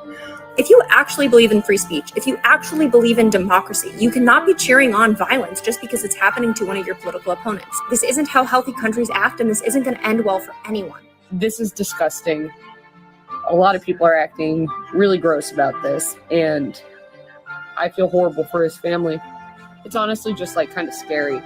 He was so young, and he was just on a college campus debating. In 5th grade, I was like, oh my goodness, I'm a sinner. I'm selfish. I'm broken. And only thanks to Jesus' perfect sacrifice, coming and living a perfect life, that I get something I do not earn, but has been given to me, this free gift of eternal life. They should see this video so they can understand what the left is really about. So they can know when they see people dancing and laughing in celebration that Charlie Kirk is dead, that this is what they want. Gigi, our daughter, just ran into my arms. And I talked to her and she said, "Mommy, I missed you." I said, "I missed you too, baby." She goes, "Where's Daddy?" What do you tell a 3-year-old? She's 3. I said, "Baby, Daddy loves you so much. Don't you worry. He's on a work trip with Jesus."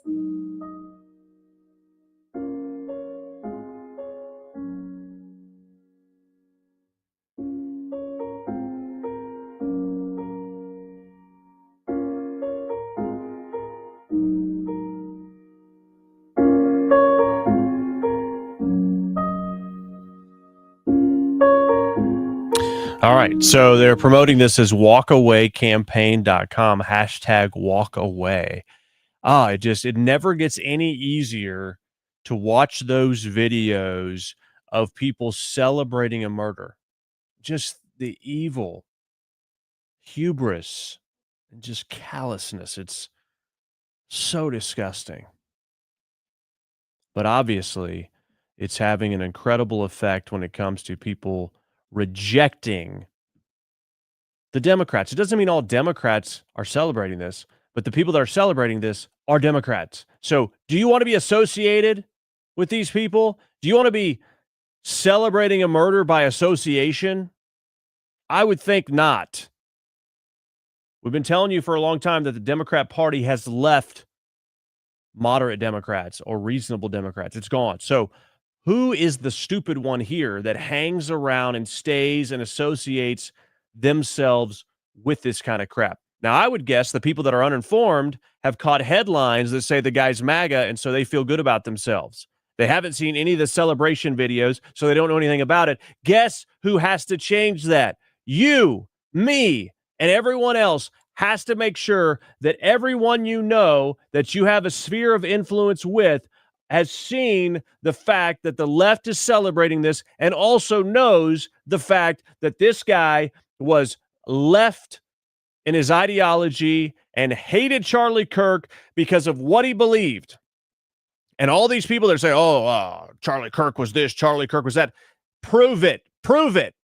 Charlie Kirk was none of those things. Prove me wrong. They can't do it. And they'll send you an article from The Guardian. Some guy sent me something the other day, and I'm like, The Guardian is one of the most left-wing, non-trustworthy, unreliable sources you could get, but okay, I'll bite. And I looked through it. Every one of those things taken out of context. The worst thing that Charlie Kirk said that I have found, the worst thing, and my gosh, if you want to run a transcript on my life or your life, you think we're going to be able to come out anywhere close to as clean as Charlie Kirk was? Here's the thing. I have not been able to say things in near of a gentle way as Charlie Kirk. And I'm thinking about my life. I'm like, boy, oh boy, they'll take everything out of context. They'll take a 10-second clip and say, that's what I believed. They'll do it to anybody. But the fact that they are doing this to Charlie Kirk, and the worst they have of him is when he is talking about affirmative action related to Ketanji Brown Jackson, to the gal from CNN. What's her name? Anyway, I can't remember her name, but she actually said, if it weren't for affirmative action, I wouldn't have my job. And he says, we know this. We know this. You don't have the brain processing power for that job. And then the smear campaign is Kirk is a racist, and he says black women don't have brain processing power. That's not what he said. He said it specifically about Ketanji Brown Jackson, specifically the girl. She was on MSNBC. Big girl, short hair. She got fired because nobody watched her. She sucked. Remember, and she cried and all this stuff. She's super hateful and mean. And I'm like, You're holding Charlie Kirk to the standard of perfection, but all you leftists say the nastiest, evil, most vile things. But again, the worst they could come up with was an out-of-context remark about what the heck is her name? Cap Hill, I see you in the chat over on YouTube. What's her name? You'll know it.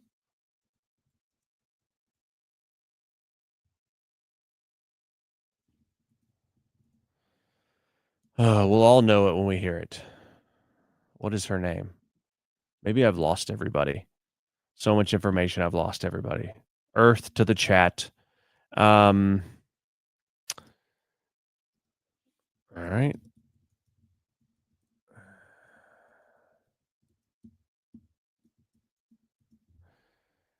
And her name is Joy Reid. Joy Reid. He was talking about Joy Reid. Okay? Who said, I wouldn't have had this job if it weren't for affirmative action. And he's saying, I know, because you're not smart. And he said, same with Ketanji Brown Jackson. And I know you're not smart enough to have that job, so you had to take a white person's job instead. Now, you can say, oh my gosh, that's racist. His point has always been that DEI and affirmative action are racist policies that take jobs away from qualified people. He was being dramatic in the sense of entertainment and being in front of a microphone where you have to entertain people all day, not be perfect in your speech. You have to be provocative. Where he's saying, I know, you took a white person's job. Basically, it could have been anybody but a black person's job. If you wanted to nitpick, you could say, well, that could have been an Asian person's job. But the point that they're trying to make is he's racist and he thinks that black women can't think, is what they tried to make that out to be. That's the worst thing they've got. Worst thing they've got. And yet they still killed the guy. Now let's go back to this conversation about Israel. I'm trying to, there's so much coming out every day. I have to cover it when there's a lot coming out, because then tomorrow we move on to another show, and I don't want to go back and sandwich all this stuff in there because there's just so much. And, we'll be joined by Seth Woodall, an attorney, tomorrow. If you have a question you'd really like to get a legal mind's take on, drop it in the chat for tomorrow's show. But Charlie Kirk's executive producer, Andrew K. Sway, sets the record straight about Charlie Kirk's interactions with Bill Ackman, a guy who runs a big hedge fund, rich guy, allegedly was, behind some of the, helping Charlie Kirk from a donation standpoint. He's a guy who recently came over, I would say, from the left after, the left lost its mind. So here's what Andrew Colvett says, the executive producer for Charlie Kirk, says, I've been asked about the Bill Ackman event, basically alleging that Bill Ackman got all over Charlie Kirk and said, you better stop being critical of Israel or it's over. Bill Ackman says that never happened. The only thing that ever came up in the conversation, even remotely close to that, was whether or not Tucker Carlson should speak at his AmeriFest event later this year. Andrew Colvett says, I've been asked about the Bill Ackman event more than a few times now, so I asked our staff who were traveling with Charlie to find out what's true and what's not. His team was with him 100% of the time when he wasn't in his hotel room. Here's what they told me. Bill never yelled at Charlie, never pressed him on Bibi Netanyahu, never gave him a list of Charlie's offenses against Israel. There was concern raised about having Tucker at this event, and we don't believe this came from Bill. And Charlie's reply was, honestly, people telling me not to have Tucker makes me want to have Tucker, and I'm going to lock him in for AmeriFest also. Charlie personally told me he had a very cordial relationship with Bill and the event was productive. Those are the facts.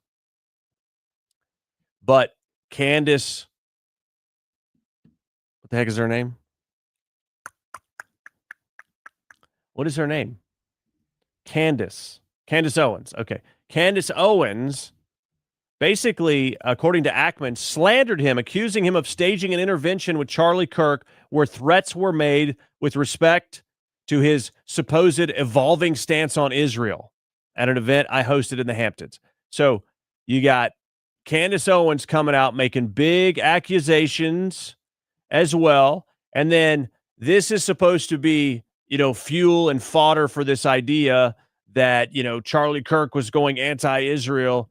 Charlie Kirk was just in the mindset of he didn't like the fact that you would get attacked for being critical of Israel. You'd be labeled an anti-Semite. I have told you the exact same thing on the show. It's crazy after watching so many clips of Charlie Kirk, how many opinions he and I are lockstep on. And the fact that they're making this into some kind of radical view is crazy to me. But nonetheless, we shared many of the same grievances when it comes to being able to just be critical of people or organizations when you find that it's out of step with America First. But here he was talking with Megyn Kelly 2 days before he died. I see what's happening, and it's my job to comment honestly on it. But I am sick of being lectured on you have to see it exactly as we see it and support everything, or you're against us. So this is so important, Megyn. And again, I don't want you cannot say everyone in the pro-Israel, and I don't say it, acts that way. But I got texts about you, Megyn, saying, why is Megyn doing the bidding of Hamas? I was like, what are you talking about? Megyn's the best. She's amazing. And I said, why are you texting me about Megyn? And I at that point, and so this is what they don't understand. You and I, Megyn, and Tucker is in the same category, and they've tried to go after Tucker. Yeah. Is that the more you attack our moral character, the more we're going to double down in a direction, because 100%. Screw you, I don't do it that way. Okay. Right. Tell me I'm wrong. Cool. Tell me if I've got my facts wrong. By the way, on the Epstein thing, Naftali Bennett says he wasn't an Epstein agent. We have to be pursuers of truth. They've denied it. Fine. Let's keep digging. Okay. Fine. But the thing that I think is being lost is on some part of the population, you can scold them into silence, right? Mm-hmm. But if I have any deviation of a purity test, any deviation whatsoever, such as hosting a focus group, right, Megyn, with a bunch of our students that went viral, having Dave Smith or Tucker at my event, it is all of a sudden, Charlie is he's no longer with us and all that. I said, wait a second, what do you mean? What does with us mean exactly, right? Mm-hmm. I'm an American, okay? I represent this country, and I don't even understand that paradigm. But Megyn, I think you would agree with this. I want to make sure we really zero in on this. Personality types like you, myself, and Tucker, the more that you guys privately and publicly call our character into question, which is not isolated, right? Megyn, it would be one thing if it was one text or two text. It is dozens of texts. Yes. Then we start to say, hold the boat here. And to be fair, some of my really good Jewish friends are like, that's not all of us, it's all, but these are leaders too, though, right? These are stakeholders, right? And so, look, I'm afraid because, again, I want civilization to win. I want the West to win. I don't want the Islamo-fascist barbarians to storm the gates of Jerusalem. I want the holy sites protected. I believe in the Holy Land. I love that Jesus walked on water there and rose from the dead and preached in the Mount of Beatitudes. I feel the connection to Israel. But at the same time, simultaneously, when the hostile reaction is that now Megyn and Charlie are enemies, right? Boy, I'll tell you, you're not gonna, I won't say lose, but you will weaken and just basically deflate two of your strongest advocates if that continues. Right. And to me, I laugh because it's I've been bullied by the best of them, the best, and it didn't work, and it's not going to work with them. The more you try to tell me I can't criticize Israel, the more likely I am to do it, to focus on exactly what you're doing, right? What are you doing that you're so defensive? You don't own me. I don't take $1 of money from any Jewish affiliated group. That's never been what my show's model. I take, Cozy Earth is my sponsor. People like Genucel. Those are the people I take. And I probably would feel reluctant to criticize Genucel, which is a great product. So I probably wouldn't do it anyway. My point is simply, I have my honest opinions, which is why I had credibility for the 2 years I've been defending them, right? And I still have that credibility. And I don't need lectures from my friends who are more pro-Israel than I am, or who are just American Jewish people who are concerned about what's happening. I don't need lectures on my coverage, okay? I'll call it like I see it. And you have no right to come on this show and demand a debate with me because I've said something you disagree with. It's my show, and I'll decide the coverage we do here. Okay. So this is fueling, I would call it a conspiracy theory that, Mossad or Israel took Charlie Kirk out, because that was allegedly, I'm sorry, this was 2 days after the Hamptons meeting, not 2 days before he died. 2 days after the Hamptons meeting, which happened, I don't know, a few weeks ago. And so are you telling me that this show got Charlie Kirk killed? Again, Charlie Kirk is representing a reasonable point of view here. You should be able to question things. What are you expecting? Loyalty and allegiance no matter what? That's not our country.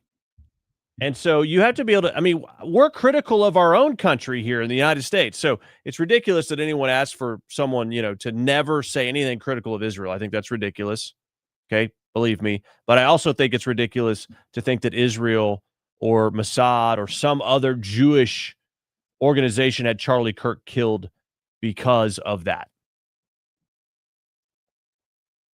Now, Tucker Carlson says that in private, Charlie Kirk told him he hated Bibi Netanyahu.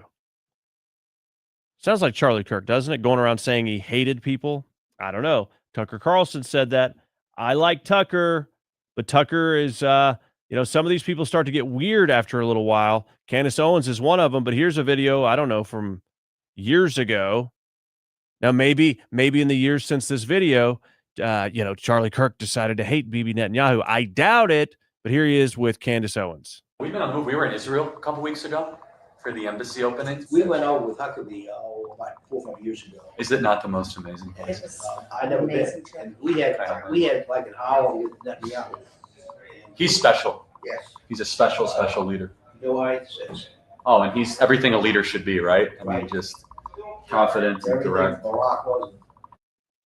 Okay, so apparently since then, Charlie Kirk has decided to hate Netanyahu. I don't know. People can change their mind, and a lot's happened since then, so I leave that open.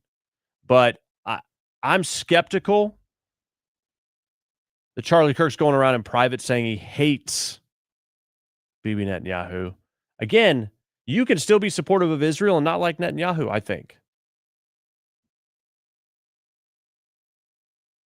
And maybe Israel doesn't like that, but do you think they would have Kirk killed over that? A guy who's been one of their best advocates. Even if he's been critical, he will still tell you how much he supports Israel, like he just did, talking about the Holy Land and all that stuff. He just didn't want to be told not to do or say anything, which I understand. Don't tell me what I can or cannot say. That's sort of the whole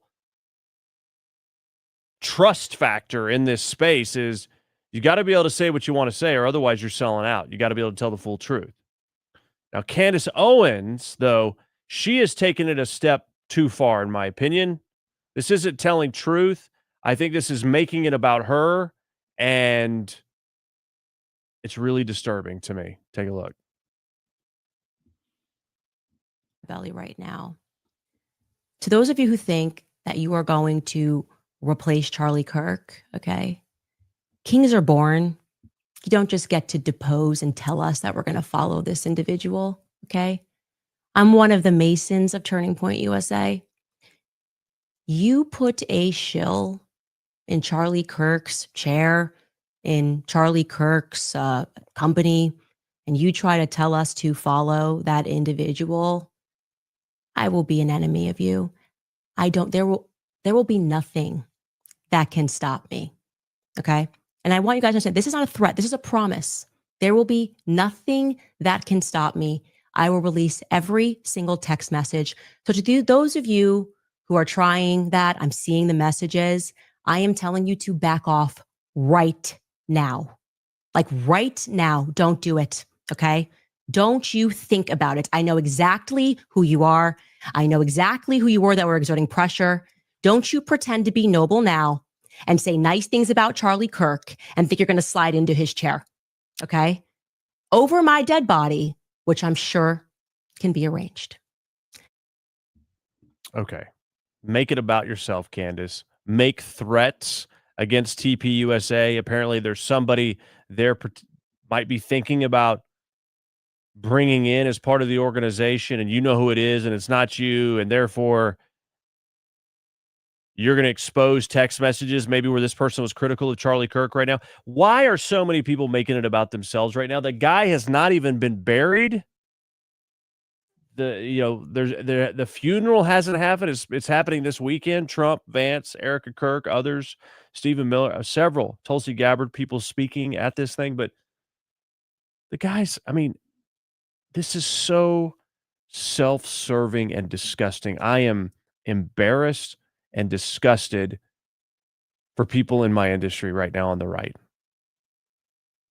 All the opportunists circling the wagons. I mean, and then making threats like you. I mean, Candace Owens left Turning Point USA back in 2019. It's been 6 years plus, almost 7 since she was there. And she's still staking some kind of claim to ownership of, I'm going to do this and I'm going to do that, and just making threats. Like, what's happened to her?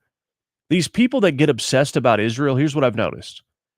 People that get obsessed about Israel become knucking futs. If you know what that means. They go crazy. There's something about it. When Charlie Kirk said it was demonic, sometimes I wonder if it is, because it freaking controls their mind, and then they just become off. And that is, I think, what happened to Candace Owens. And now she's saying things like this, completely inappropriate. Completely inappropriate. All right. A couple other clips. Here is Charlie Kirk with Bill Maher. Look how he handled this guy. Take a look. Bill? Why do we say that in the present tense? Because it is a constant truth in our life. He is risen. I always noticed that was interesting to me. That's a really important question, actually. It is. Tell me. Well, because the fact that he is risen transcends time. It's not just in the present sense. It's that of all time, that promise is accessible to all of us. And so it's a proclamation to all people. Because if you said, hey, he was risen, it's like, it's just merely a historical event. It almost underplays the metaphysics of it. I'm just always fascinated the way really, really fine intellectual minds employ themselves for the purpose of arguing things that are so inarguable. It does, because it's almost like a challenge. Like, I'm so smart that I can make this thing, which is so stupid, seem like a real. I'm no, it's fine. No, but you get where I'm coming from. Like, I'm going to take something that is so anti-intellectual, even though I can argue like an intellect. However, but you have to acknowledge, even the greatest minds of history have been mesmerized by the scriptures. Isaac Newton, Thomas Aquinas. Well, Isaac Newton wrote more about biblical prophecy than even physics. And so there's something about the scriptures that are intellectual, that does push your limits. And that's what I think is so beautiful about our faith, is it can be accessible to everyone, but also infinitely nourishing and exploration. All right, that's how you handle an atheist. God uses the weak things of the world to shame the wise. They think it's too simple. It's not intellectual enough. It's not believable, but yet, if they really examined the scriptures, they would understand how incredibly complex they are at explaining things that at the time they were written, they would have had no way of knowing apart from the direct revelation from God. Anyway, Charlie Kirk, a living legend, and these ways to remember him are springing up. Like, the new College of Florida has announced they will commission a statue of Charlie Kirk in honor to honor his legacy and incredible work after the tragic assassination. Here's just sort of an example of Charlie Kirk at a table with a microphone debating. Why shouldn't we have statues of Charlie Kirk? He should be remembered. He was killed for his speech. He was killed for speaking the truth about the gospel and speaking the truth about our country being lied to and backing it up with data and stats and facts. They killed him for it. We should have statues out there. Now, coming off the Charlie Kirk subject to close out the show, our president is in the UK. He's in England, and it looks like he's the king right now because they are pulling out all the stops. It's remarkable. The differences in this state visits, this is an official state visit, right? I guess they come with more pomp and circumstance. Allegedly, he's the only president of the United States that's had 2 state visits. No one's had more than one, but it's Donald Trump, baby. And they did this flyover with red, white, and blue.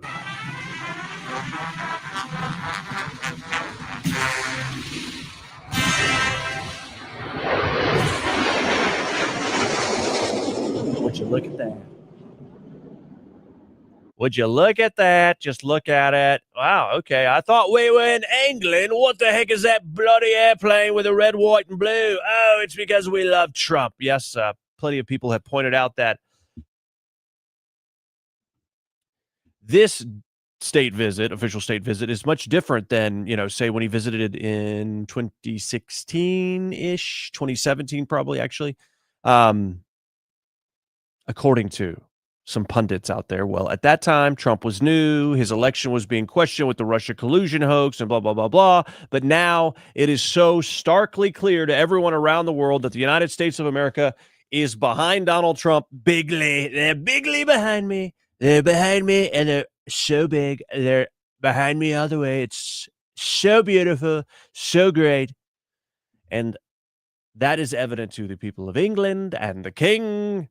And therefore, they are pulling out all the stops because they know President Trump carries the big stick and the big momentum and the big influence all around the world. That's according to these various pundits that are in England. That's what they say. And it was quite the event as they're coming in with all this rigmarole.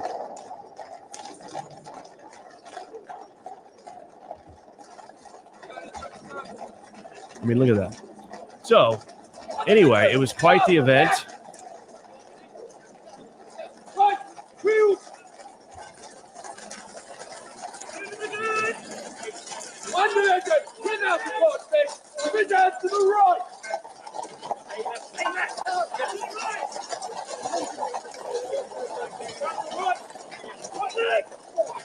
There you go. So you get the idea, right? Look at all this pomp and circumstance. And they kind of like kept it a secret. Where exactly is he? Was that Trump? I don't know. There were some security things where they, didn't want somebody flying a drone in there. And so, there's some of that, I guess, security wise. But anyway, quite the event for President Trump there and the First Lady. And they've been having a, real, she dinner and a bunch of stuff like that. So what's awesome, though, is that President Trump still appreciates humanity. He's not a king. He knows it. And here he is just going up and talking to some of these different senior members of the royal family. I mean, it's very rare they all get together. Talking to this British soldier, like just chatting it up with him. Foreign leader. They're doing it to make a point. I think they recognize the world feels a little bit precarious right now. You have 2 raging wars in Ukraine and in Gaza, and you have a lot of people, particularly since the appalling murder of Charlie Kirk, I think are feeling very tense about the way that issues like free speech are going in the world. And I think that the royal family want to make a statement. They are aligning themselves very publicly today with the President of the United States, who they know actually believes in his heart fundamentally in the principles of free speech, as indeed do they. So I think that this is it's a statement by the royal family. We're going to roll out the ultimate red carpet. And again, just to stress, I've not seen this done for any other world leader. This is unprecedented. And bearing in mind that Donald Trump is getting his second state visit, but the first one was for a different monarch. So nobody has ever, US president or anybody else, has ever had a state visit with two different monarchs. So that, again, I think is an important thing to say. Last time it was with Queen Elizabeth. This time it's with her eldest son, King Charles. That is real history. And I keep coming back to how his mother would feel, Donald Trump's mother, Mary, how she would have felt about this, watching her son, just on a human level, having these extraordinary moments with the Queen and then with the King. I mean, really remarkable, I think. No question. Wow. President Trump, again, yet just a historical figure. And here he is chatting it up with one of the king's gods. Look at the king. The king's like, we don't talk to these peasants. What are you doing? Trump's just chatting him up.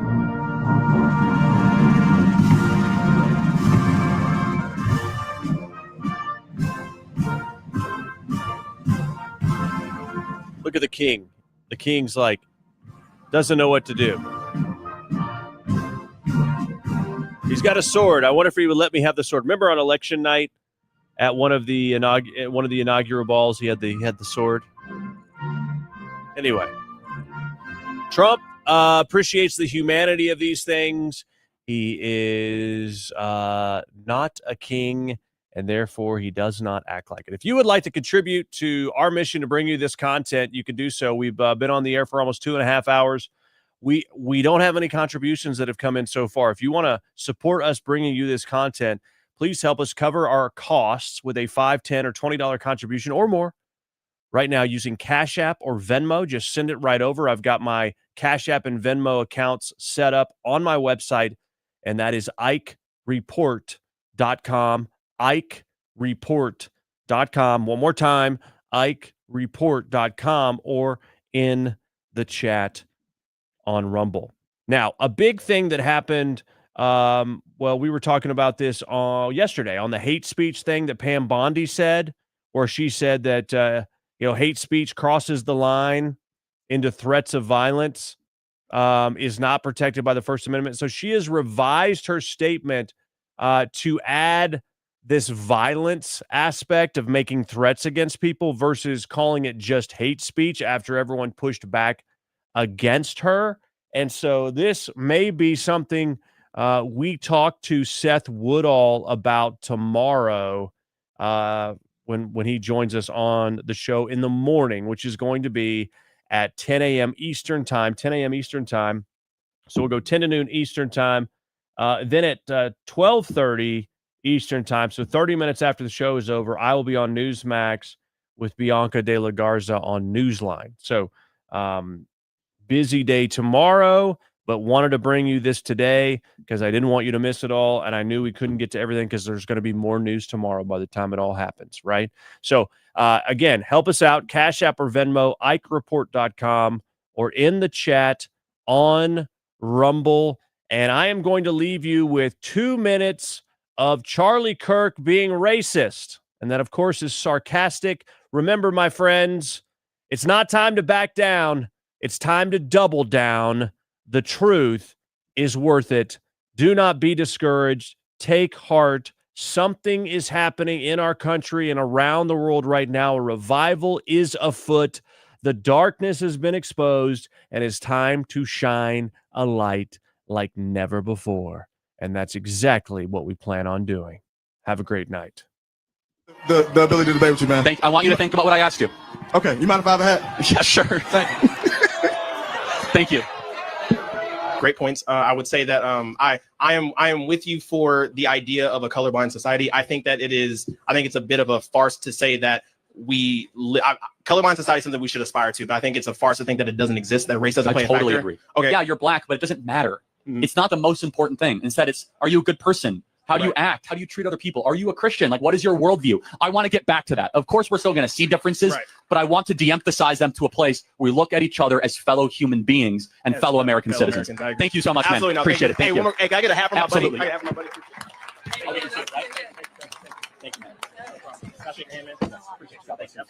Thank you, guys. Thankfully, I was raised away from all that, 2 loving parents. And that's the greatest thing that you were, one of the, if not the greatest. And that's my hope for every child, black, white, or Asian, to have two parents. That is a ticket to success. Please continue. But here's something I will encourage you to do as a Christian. Okay. Care less about people's shared racial experience and look at them instead of just as their soul, as God made them. We should try to strive towards a blinder race nation, not one that talks about skin color all the time. I agree 100%. And I think, where's my brother up here? Where's my man? Look at him. You got to come up here. Come up here. Come up here. Come up here. Get over the gate. Come over the gate. Look at this guy here. Look at this. Yeah. Right to the mic. You stand for me, we good. Wait, I only stand up for white. Is that a white man? Can you look at him, please? Look at him. Is that a white man? Is that a white man?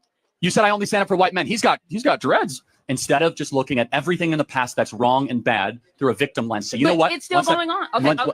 One sec. Say, you know what? I'm an American, and I'm going to use my mental energy to say, despite all of that, I get to succeed and flourish and prosper as a black American at the University of Tennessee. You are a living embodiment, Gigi, that you can still succeed as a black individual. Okay. Because I look at you not as a black guy, but as a human being made in the image of God, and I want to know what you bring to the table. Are you good at the job?